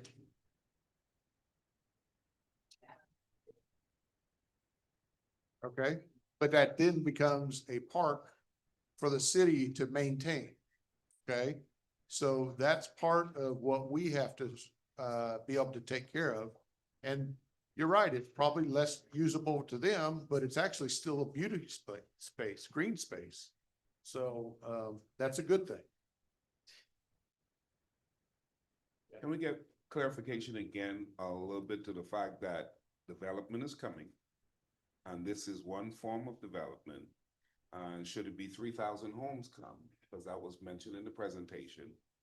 That the reality of it is, some of the land that we're wanting to keep is not going to be kept because development is coming, even if it was 3,000 homes. So traffic and all of that, some of that was made in the presentation. Can we reiterate a few of the dynamics of the difference between a data center and somewhat building a couple of subdivisions?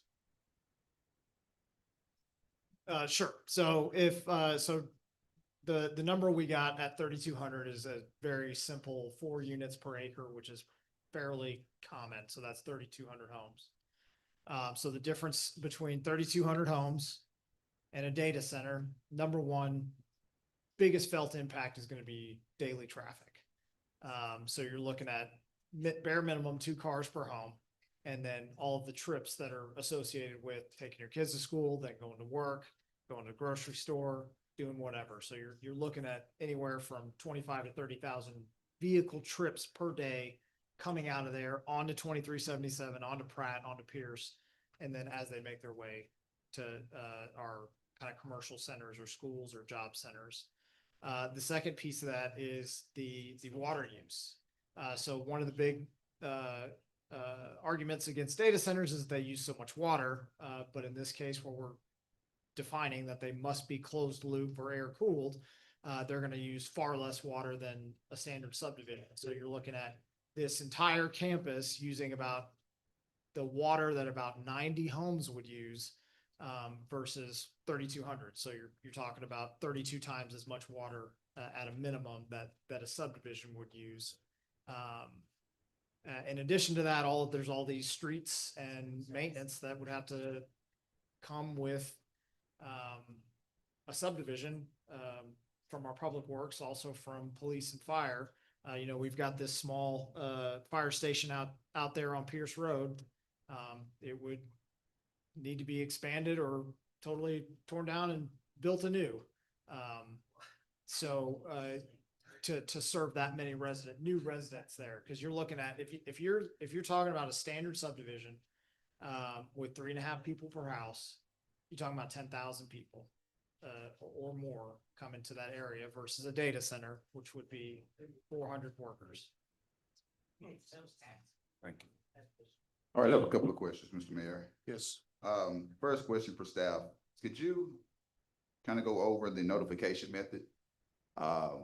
Legally, who are we required to notify, and approximately how many people were notified? So it's 200 feet around the property for people who live in the city. And For people who live in the city limits, 200 feet from the property line. I mean, that's the legal. Correct. Correct. Correct. Okay. So Please, y'all, please. my second question is about the 70 decibel. Where is that measured from? The property line. Okay, so based on the property line, that's when that maximum number is measured from. And that number is 70. Correct. Okay. And how is that number, when is that number measured? At what point? Do we go out and do random inspections? Do we? We can, it would be, it would most likely be generated from a complaint or, staff noticing as our building inspectors are out there saying it sounds a lot louder than this, we need to check this out. Okay. And if that number does exceed 70, what are the ramifications? It'd be notifications and citations and fines. Your normal code compliance? Right. Okay. All right. Another question I have. Actually, yes, fines if we need to, but the idea of code compliance is to get compliance. So the idea is to get code Yeah, compliant. the goal would be not to fan them. I mean, we don't necessarily want to fan. What we want to do is fix the problem. Correct. So the initial contact would be to try to find a way to solve the problem. And if we continue to not be able to find that, then we would go out and start finding them until they do solve the problem. But compliance is the real key to it. Okay. The applicant is the applicant person. The applicant is the Red Oak Industrial Development Corporation. Okay, thank you so much for that. So I would have a question for staff about, I heard a lot about environmental impact. We heard some feedback about short-term, long-term. Does staff has any feedback to those concerns of the environmental impact?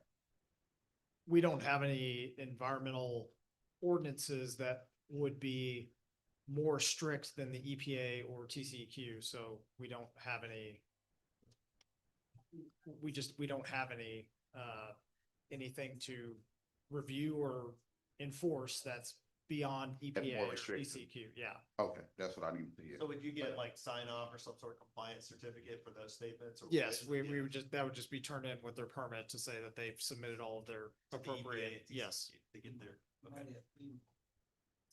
Sure. Yes. Same feeling yeah. with drainage, yeah. Right. The water was gonna be the other question too.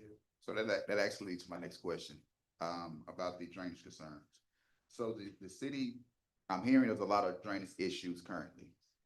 Yes. The developer is not required to improve those issues, but they can't make it worse. Am I So- correct? So the biggest issue with, I think one gentleman was saying it all backs up onto the property and gets really wide through there. The cause of that is Oglesby Road. The pipe under Oglesby Road is woefully undersized. And so, Okay, so please. putting in a new road that has a properly sized culvert to flow through there won't back up all that water through there. Okay. Please. I'm not gonna warn again, please. I'm serious. It's our discussion. We're asking. You can hear, you can disagree, but I don't want to hear that disagreement. So, thank you, Mr. Mayor. To the, back to the ordinance itself, the setbacks.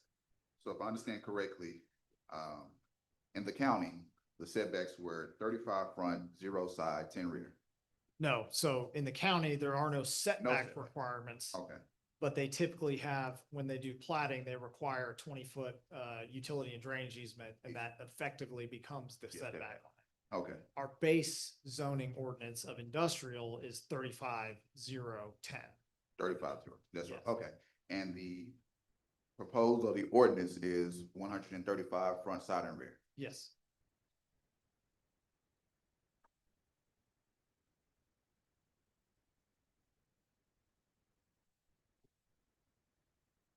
And I'm reading to my notes, so I'll yield to another council No. member. Keep on.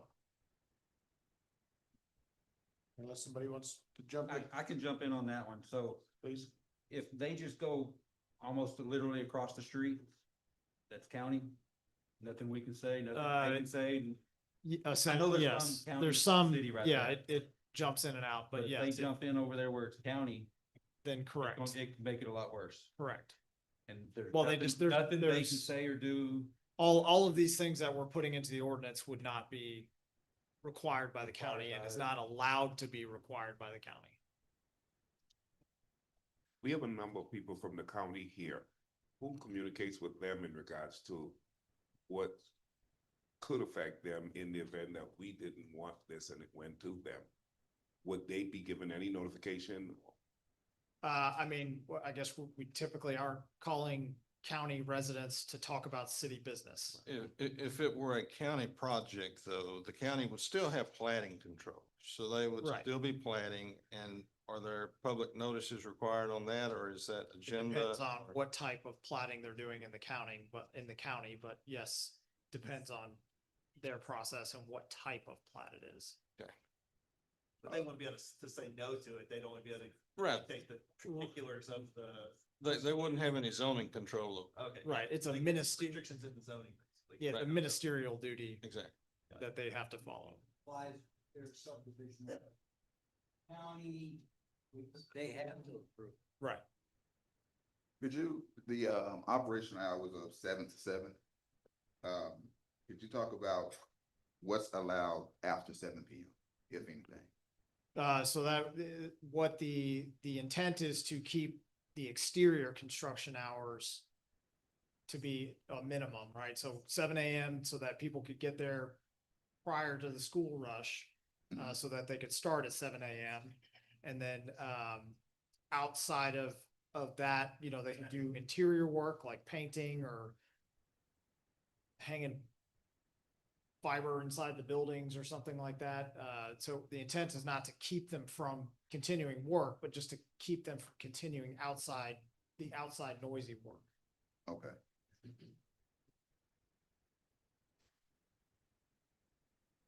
And, sorry. Go ahead. I'm sorry, I thought you were done. Okay, there was a big concern about resources, particularly power and water. Could you speak to I seen a good, what I thought was a presentation of water consumption of this particular development. And you mentioned water would be transported to the property and then removed from the property, whatever is not used. There was a question about what happens with that water, with those resources when they're not used. So I believe they take it back to their facility and recycle it or dispose of it in whatever, environmental way that they have to dispose of it. Okay. Is that in Red Oak? Is that facility in Red Oak? No.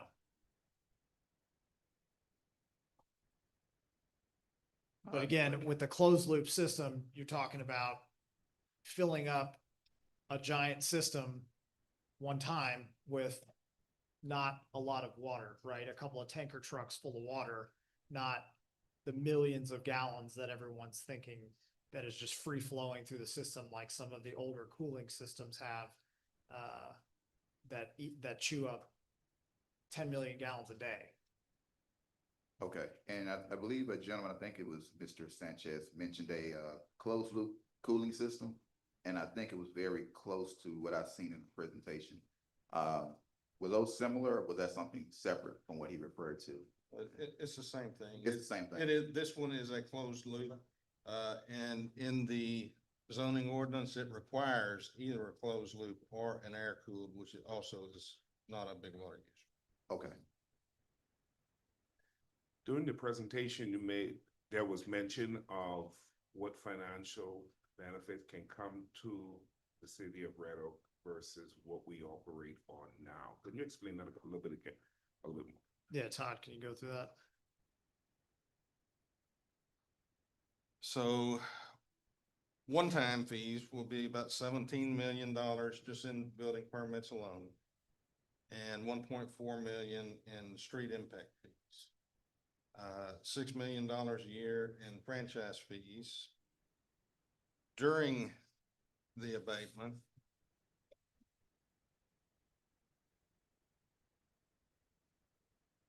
the $2.8 million, and after the abatement, $65 million. So by comparison, if you took 2.8 and 6 million, which would be the annual revenues during the abatement, our total budget is 24 million. Thank you. Is that money earmarked specifically? The impact fees is for road? that has to- Impact fees would be for roads, the others are not. And the others, I don't have water sewer calculated. They will likely be on sewer, but until we know the size, we can't calculate what that impact fee would be. Yeah, I was gonna ask about lighting. I know we've talked about lighting in other projects. What does the lighting restriction look like here, and kind of what should we expect from that? The face down lighting, I know we've seen that in other developments. Yeah, so we wrote codified in the ordinance that it's gotta be shielded, facing down, and not cross the property line. Now, is there gonna be some glow because it's bouncing off the concrete? Sure. But the lights are not gonna be facing up, or like some of these people keep showing these pictures of Abilene where there's no shielding on the lights, and all the buildings have wall packs with no shielding on them. So that's what creates the real light pollution that people are concerned about. Right, so there will be light, it's just, it can't be directed or facing out of the property, basically. Right. It's gotta be facing internally. Correct. Are there any hours of operation of these lights? I received a video, I'm not sure from who, but it was like 3 in the morning, and they showed like literally like lights on from their like I front. think that was at batch plan. Yeah, there was a batch plan on Houston School Road that had a bunch of lighting on it that's been removed now. Okay. But not, the things we're discussing in zoning are for the operation of the property versus the construction of the property. Yeah, I think the construction period is what a lot of people are gonna feel the impact of, so I think it's probably worth talking about that. I know you want to talk traffic a little bit as well too. I don't know if you had a specific question on that. I had a question about the roads. So Okay. there was some concern about how the roads are gonna be wide. There was 2 different roads that were gonna be wide. Could you talk a little bit how that'll be accomplished, how we will do the right of ways? So, Goodloe and Oglesby already have some right of way there. So the expansion will happen on the Compass side, the sides that are inside the development. Now, the Pratt Road, they have property along there, so they'll be able to dedicate their half of the road. And then same thing along Pierce, is they'll be able to dedicate along their half of the road. As far as the future of what we're talking about and why these roads, people are, I guess I heard a couple of people say, we never heard these roads are supposed to be widened. But they are on both the city and county master thoroughfare plans to be widened. And at that time, then yes, we might have to buy property to widen them, just like with any other capital improvement project. But for the portion going through their property, they would be dedicating that right of way too. on both sides, right? On both sides. Okay. And then back to that first picture, you said that there were some changes in the building locations from P and Z. Yeah, so in P and Z, if you look right here, there's 3 buildings, and we just took them out. Um, because the, Compass said they probably didn't need them over there. All right, so that moves everything out of that area to right now, nothing. Right. And then there's a couple of other out of zoning areas, Yeah, so yeah, this is not in the city limits, so it's not, we can't zone something that's not in Yeah. the city limits. And then this piece over here is, there's nothing planned to be over here, so we just kept that out of the zoning, so this will remain ag zoning. This is just out of the city limits, so no zoning applied to it. Someone mentioned the water not being able to be controlled by flooding in this particular area. Can you speak to that? So like I said, a big part of the backup right now is here. And that's because it gets to this Oglesby Road and the pipe it just can't handle it and it just goes over the top, but it also acts like a dam because the road is built up a little bit. And so all the water hits the pipe, tries to go through the pipe, but then it's not big enough and the roadway is high, so it dams it up and it backs it up. Now, once this gets actually designed, they'll put in a culvert that's big enough to pass the water, so it won't back up as much. It'll have more straight through flow.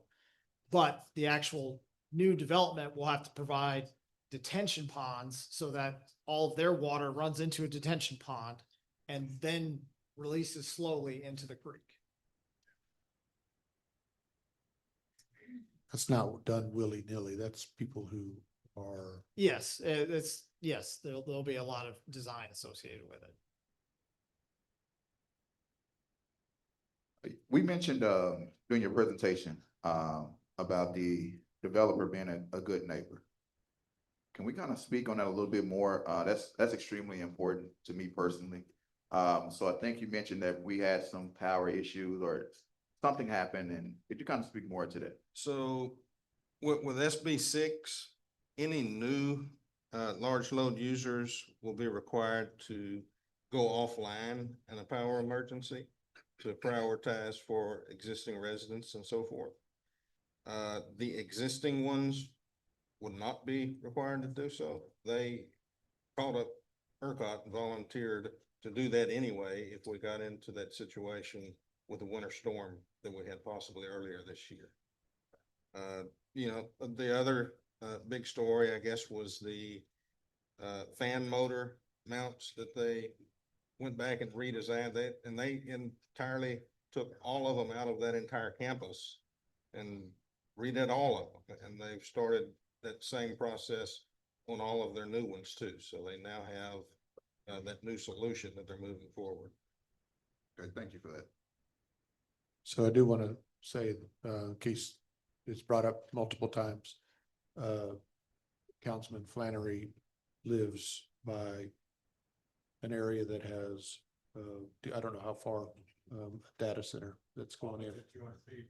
So, that answers that question of, does anybody here live within a data center area? And, that answer is yes.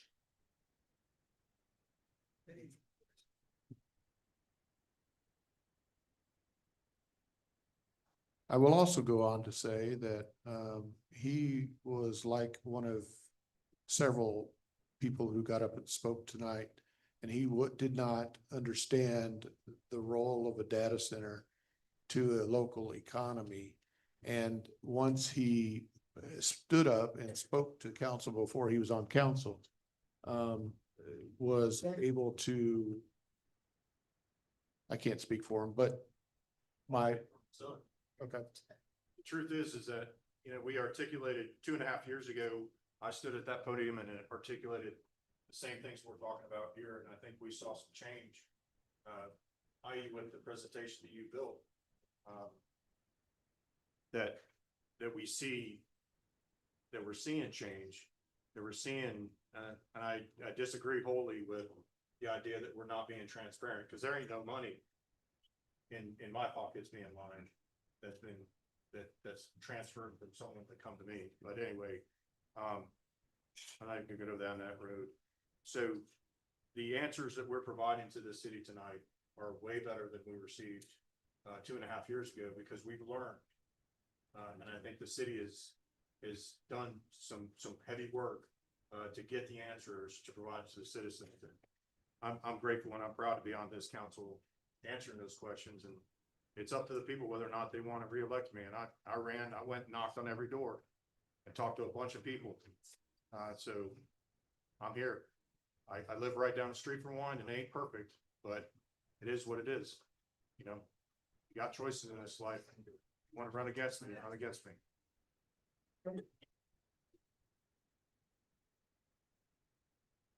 Yeah, I mean, I think, since we're sharing personal stories, the benefit I get out of this is ball fields right behind us, the parks, the splash pads, the retail incentives to bring movie theaters in. I mean, that's what this money does for the community.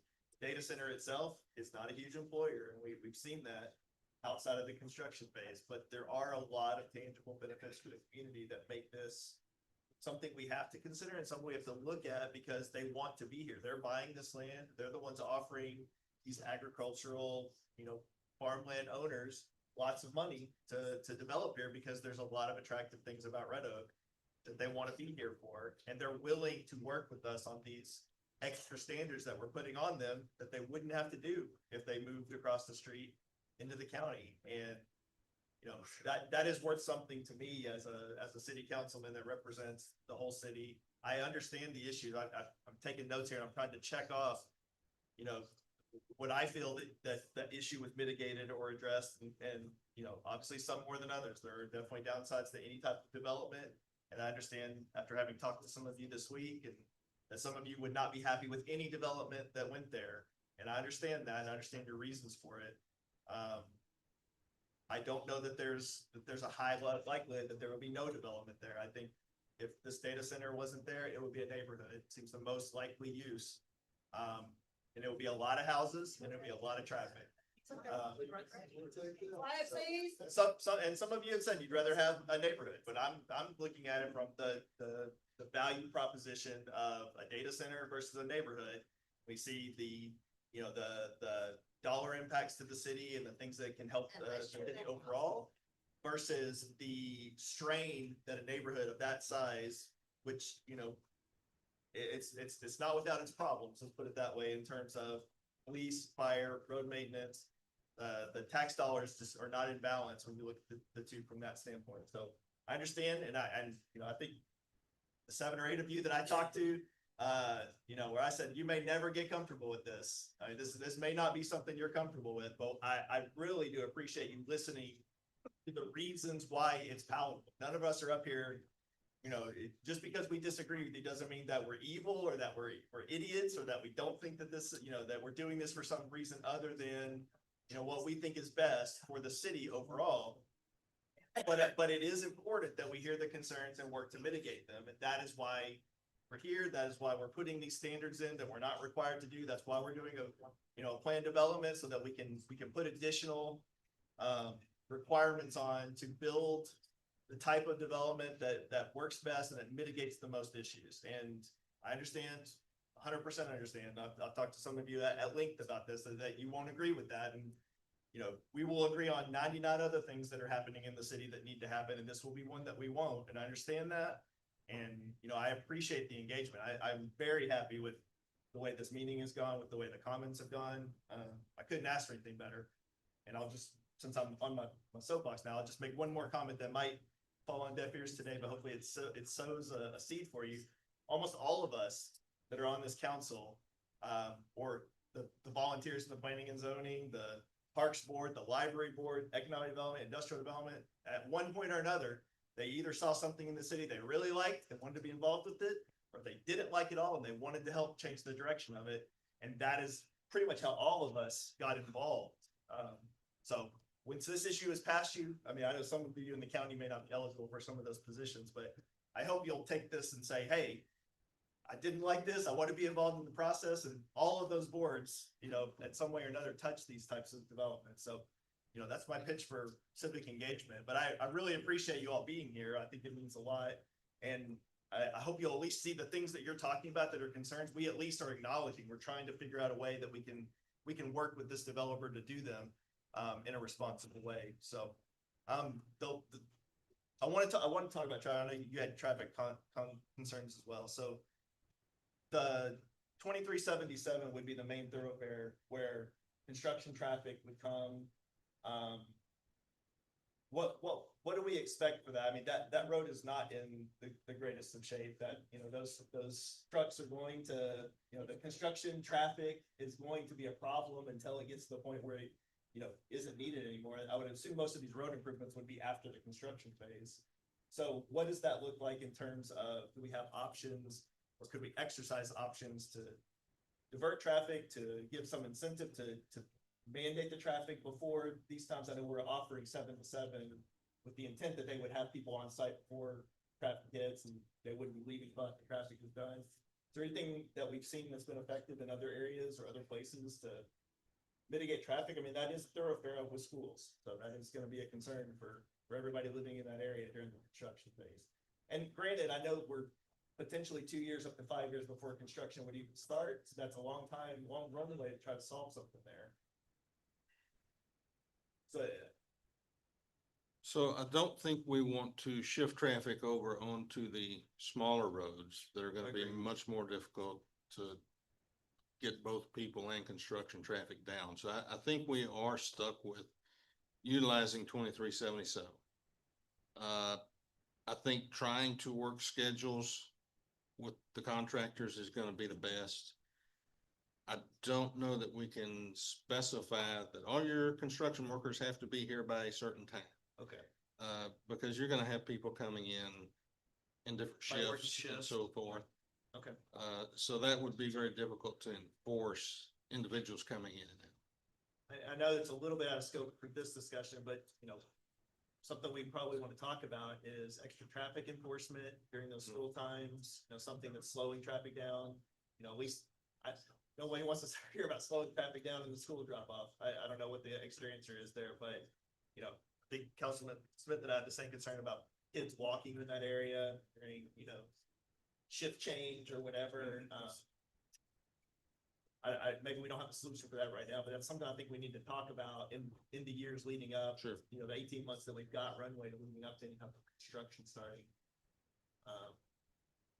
Assuming we go forward. We've even discussed, and it's not something we could put in an ordinance, but we've even discussed with Compass, is there a way to bus some people in so that there's not as many cars coming in? And it's not something that I think we can require. Yeah. I mean, but they it may is not an like option. traffic either. They may want to do something like that because they don't want to have people being late to construction. or Yeah. whatever. Okay. All right.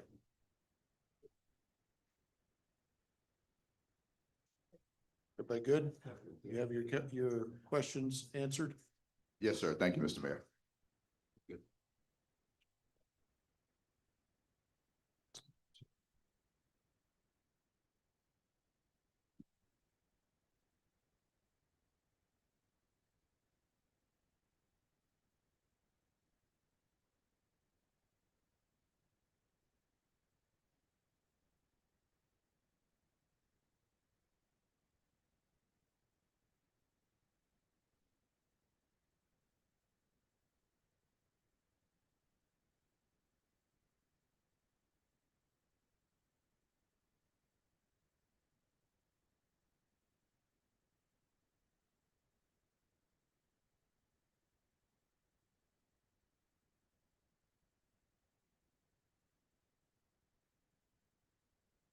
So I will say one last thing, you know, people think that this has been a 1 month period of time that we've been working on this. Has actually been about 6 years in the making.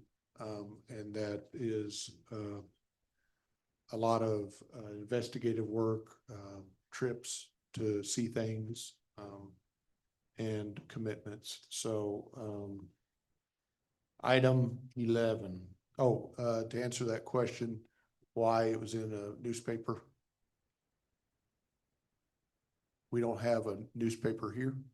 So our way is our official paper is the Dallas Morning News or Waxahachie Sun is our official and Dallas Morning News is our our. secondary. That's the only way we can get notices out. So that's not an official notice. All right, so here we are. In items. Okay. Okay. Yep. Okay. We've done the public hearing for 11 and 12, so I'm going to entertain the motion to adopt the resolution of 26-026R, the City Council, City of Red Oak, Texas, approving the terms and conditions of a tax abatement agreement by and between the city and H&H Capital Acquisitions. Also for the purposes of the public is to authorize the execution by the mayor after approval by the city attorney. Yes, that. So moved. Second. Okay, that is Lightfoot. And was that Franklin? Franklin. Or Mayor Pro Tem Franklin. Those in favor? Franklin, I. Planner, aye. Miller, I. Lightfoot, aye. Smith, no. Okay, that passes 4-1. Item 12.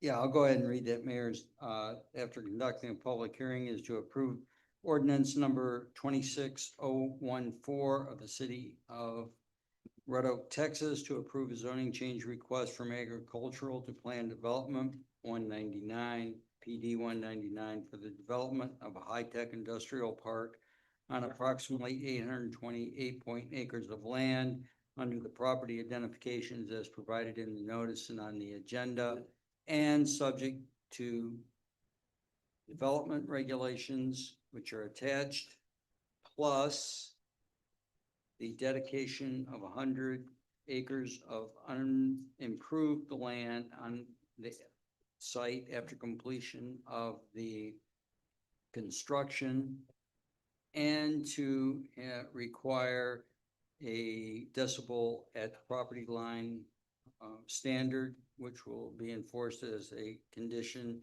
of 70 dBA or dBZ during standard operation. Authorizing the mayor to sign after adoption. So moved. Second. Franklin. Miller. Those in favor? Franklin, I. Planner, aye. Miller, I. Lightfoot, aye. Smith, no. That passes 4-1. Item 13. Thank you, everyone. You want to pause that, people?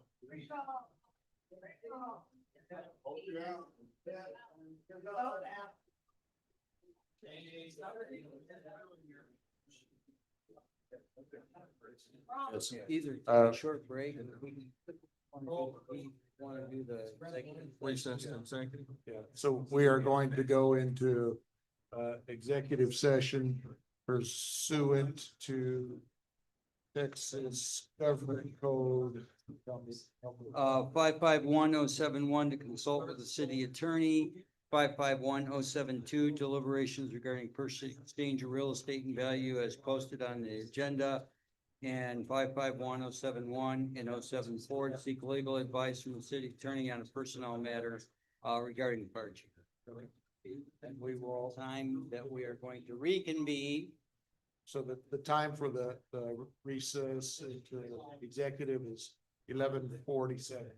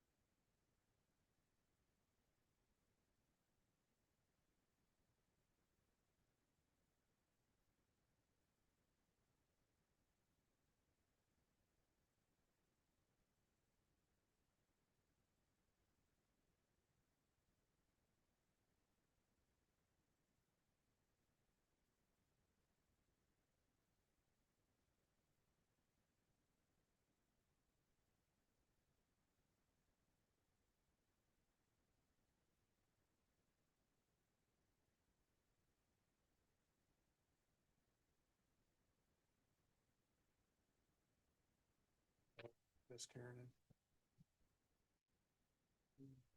Oh, she on the other side of the.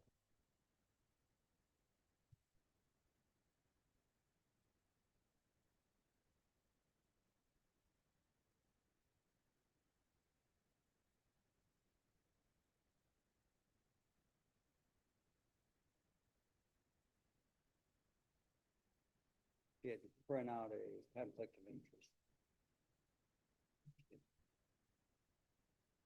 We're done with this, right, chief? Now, the other thing is that the conditions that I added in on the zoning ordinance, you're gonna change the exhibit, correct, Mundo, and get the Karen.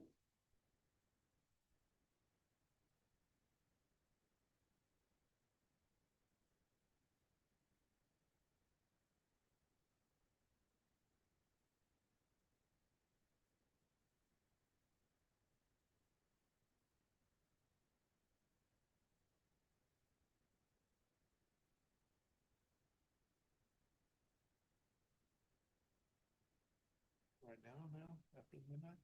It's actually my late mother's birthday. I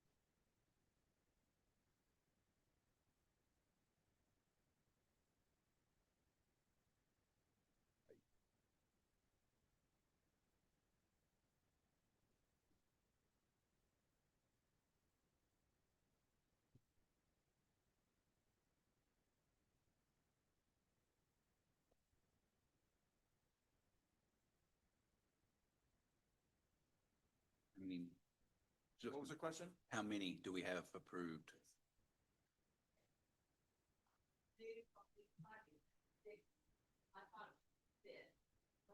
Are we in session right now? We have not gone back into, open session yet. But we're in between, so hang tight.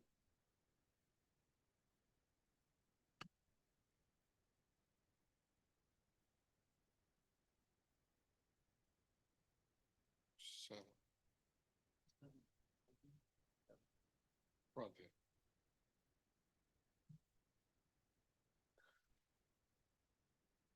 So. So city manager thinks that it's 7th. You're seven? Seven. Wait. Seven days in a 7th. heaven. God, the news got all the parts.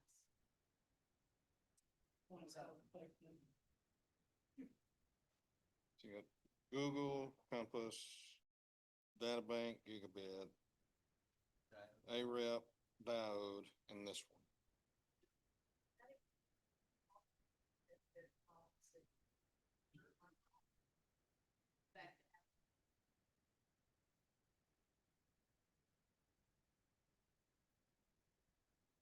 That's kind of a cynical attitude.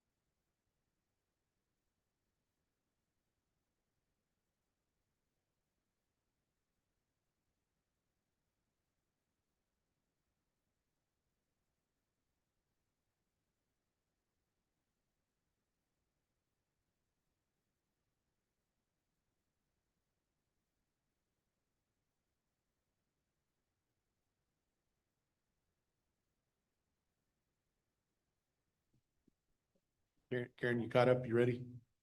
I'm ready, sir. Okay. All right. So the time is 12:22 AM, and we will reconvene into open session out of executive session. We have one item that we need to pick back up, that was to conduct a public hearing and consider approval of ordinance number 26-015 of the City Council, City of Red Oak, Texas, approving a zoning change from AG. Am I reading the wrong one? No. You just called it 13, but it's number 12, so. It's number 13. It's It is number 14's gone. Oh, yeah, sorry. Okay. So you were right. Agricultural District to PD Plan Development 190, PD 190, to allow office uses on the site located at 205 Pierce Road, property identification number 179978 in Ellis County Appraisal District, City of Red Oak, Ellis County, Texas, requested by Robert Brown. Mr. Hartman. Mayor and Council, this is a request to change from ag to PD. It's an existing building. It was a dentist office for a long time.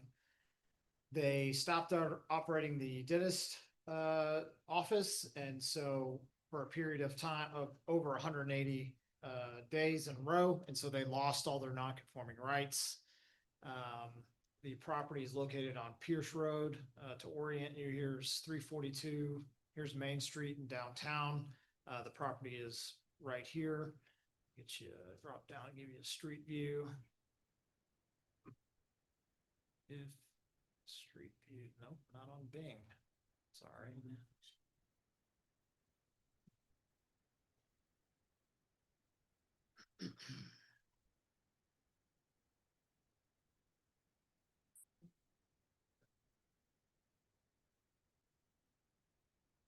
So this is the property here. It's like I said, it's already an existing building, was being used as a dentist office.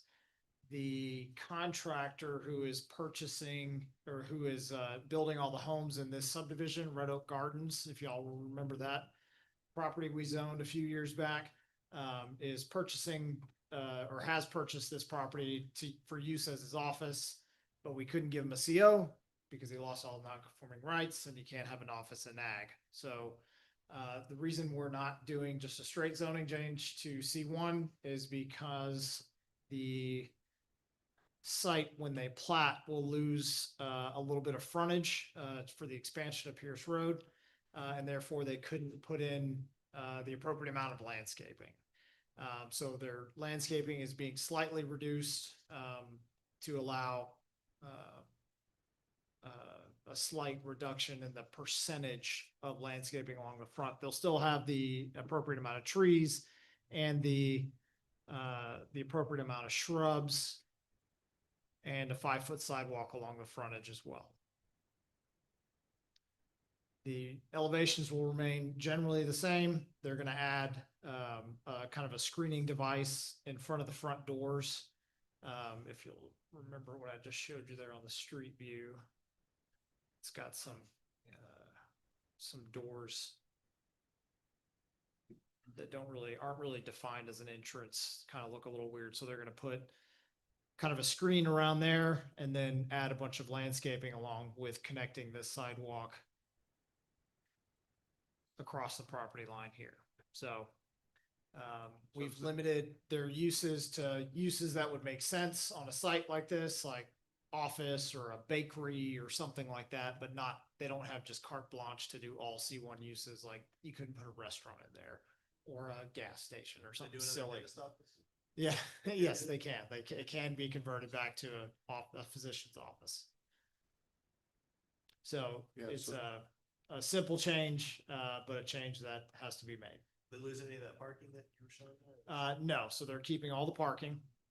And so that the existing building, that's just enough parking at 1 per 300 for an office. If they changed it to any different use that's still in the use list, they would have to add a couple spaces, and we were fine with just including those uses because there is ample space back here to add a couple of more parking spots if they need it. The extension of the sidewalk to the west, does that connect with the driveway next door, or does it stop and there's a grass space? It'll stop right here at this property, and then when this property redevelops, hopefully in the future, the sidewalk will be extended and then extended down 342 Okay. as these properties redevelop. Okay, so, is that all? sir? Yes, that's it. All right, so this is a public hearing. The time is 1:28, and I'll open this. Ooh, I'm sorry, 12:28. Yeah, I need an hour. I need it. I'll open this public hearing. Is there anybody that wishes to speak on this? On this item? I signed up to speak. Yes, ma'am. Restate your name and your address, please. Martell Edwards. My address is 988 East Ovilla Road, and I'm a citizen of Red Oak. Apparently, the dentist office had gotten I forget now exactly the term for it, but it was a non-official usage because it is zoned ag, and he did have an office there. We've just taken a whole lot of our ag away. You're talking about putting a business there in a building. Why not just return it to ag? Leave it alone. Don't let him put an office in there. I don't know who owns it. They bought an agricultural lot, though. They knew it when they bought it. Leave it alone. Leave us 6 feet of green grass somewhere that the city isn't trying to make a profit somehow out of. Thank you. Yes, ma'am. Thank you. Was there anyone else that wishes to speak on this? Okay, I'll entertain a motion at 12:30 to close this public hearing. So moved. Second. It's Franklin and Miller. Those in favor of closing? Franklin, aye. Miller, aye. Smith, aye. So that closes 5-0.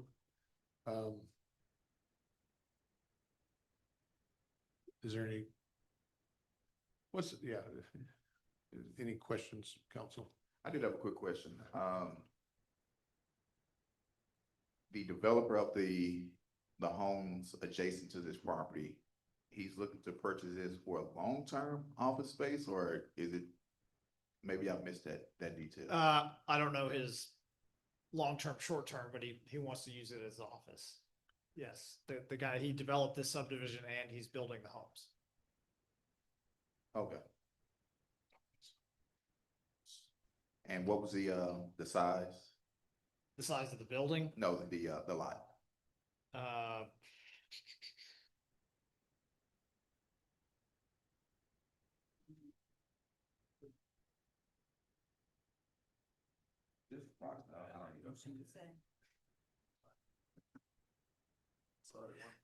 it's almost a half acre.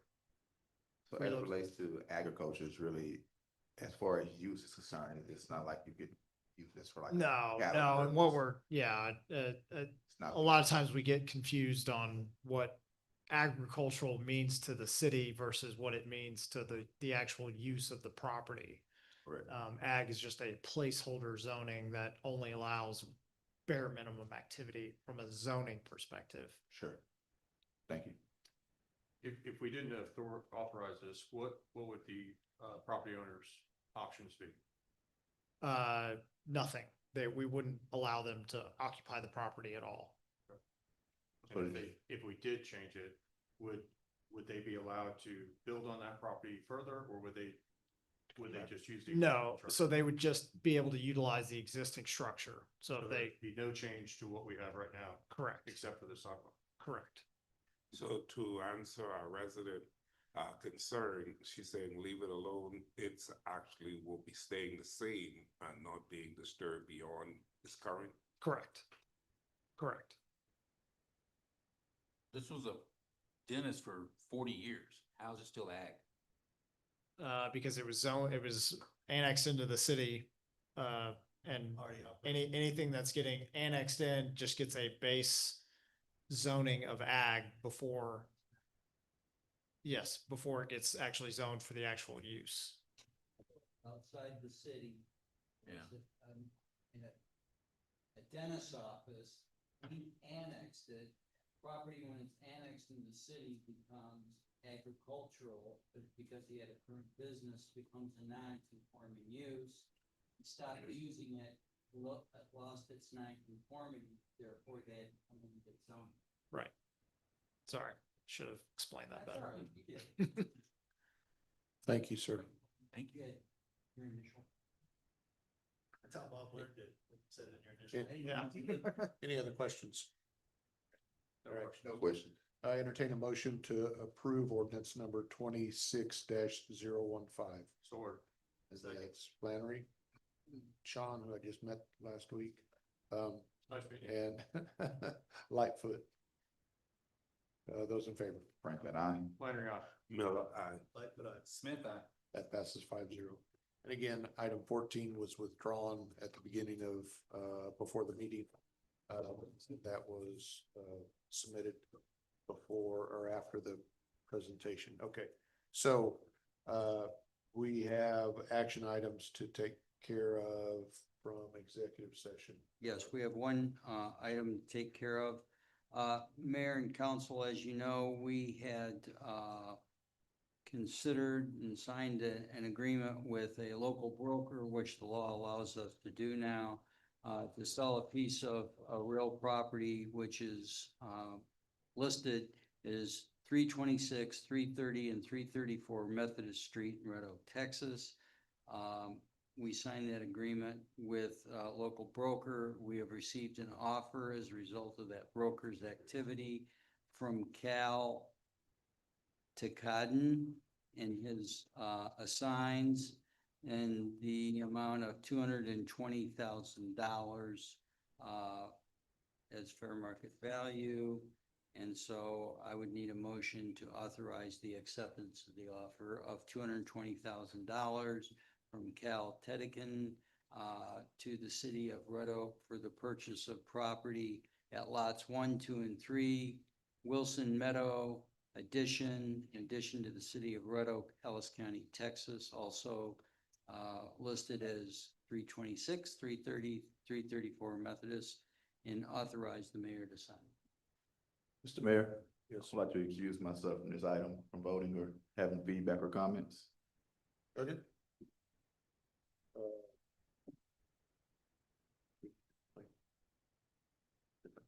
All right, entertain that motion as read by, So moved. Sir Smith and Miller. Yes. Those in favor? Flannery, aye. Miller, aye. Lightfoot, aye. Smith, aye. That passes 4-0. Was there any other items that we need to take care of? No, sir. So I'll entertain a motion at 12:36 to adjourn. Sword. And that is Flannery and I think Lightfoot got you. Those in favor? Flannery, aye. Miller, aye. Smith, aye. Passes. Thank you all very much. Thanks for your service and be safe on travel.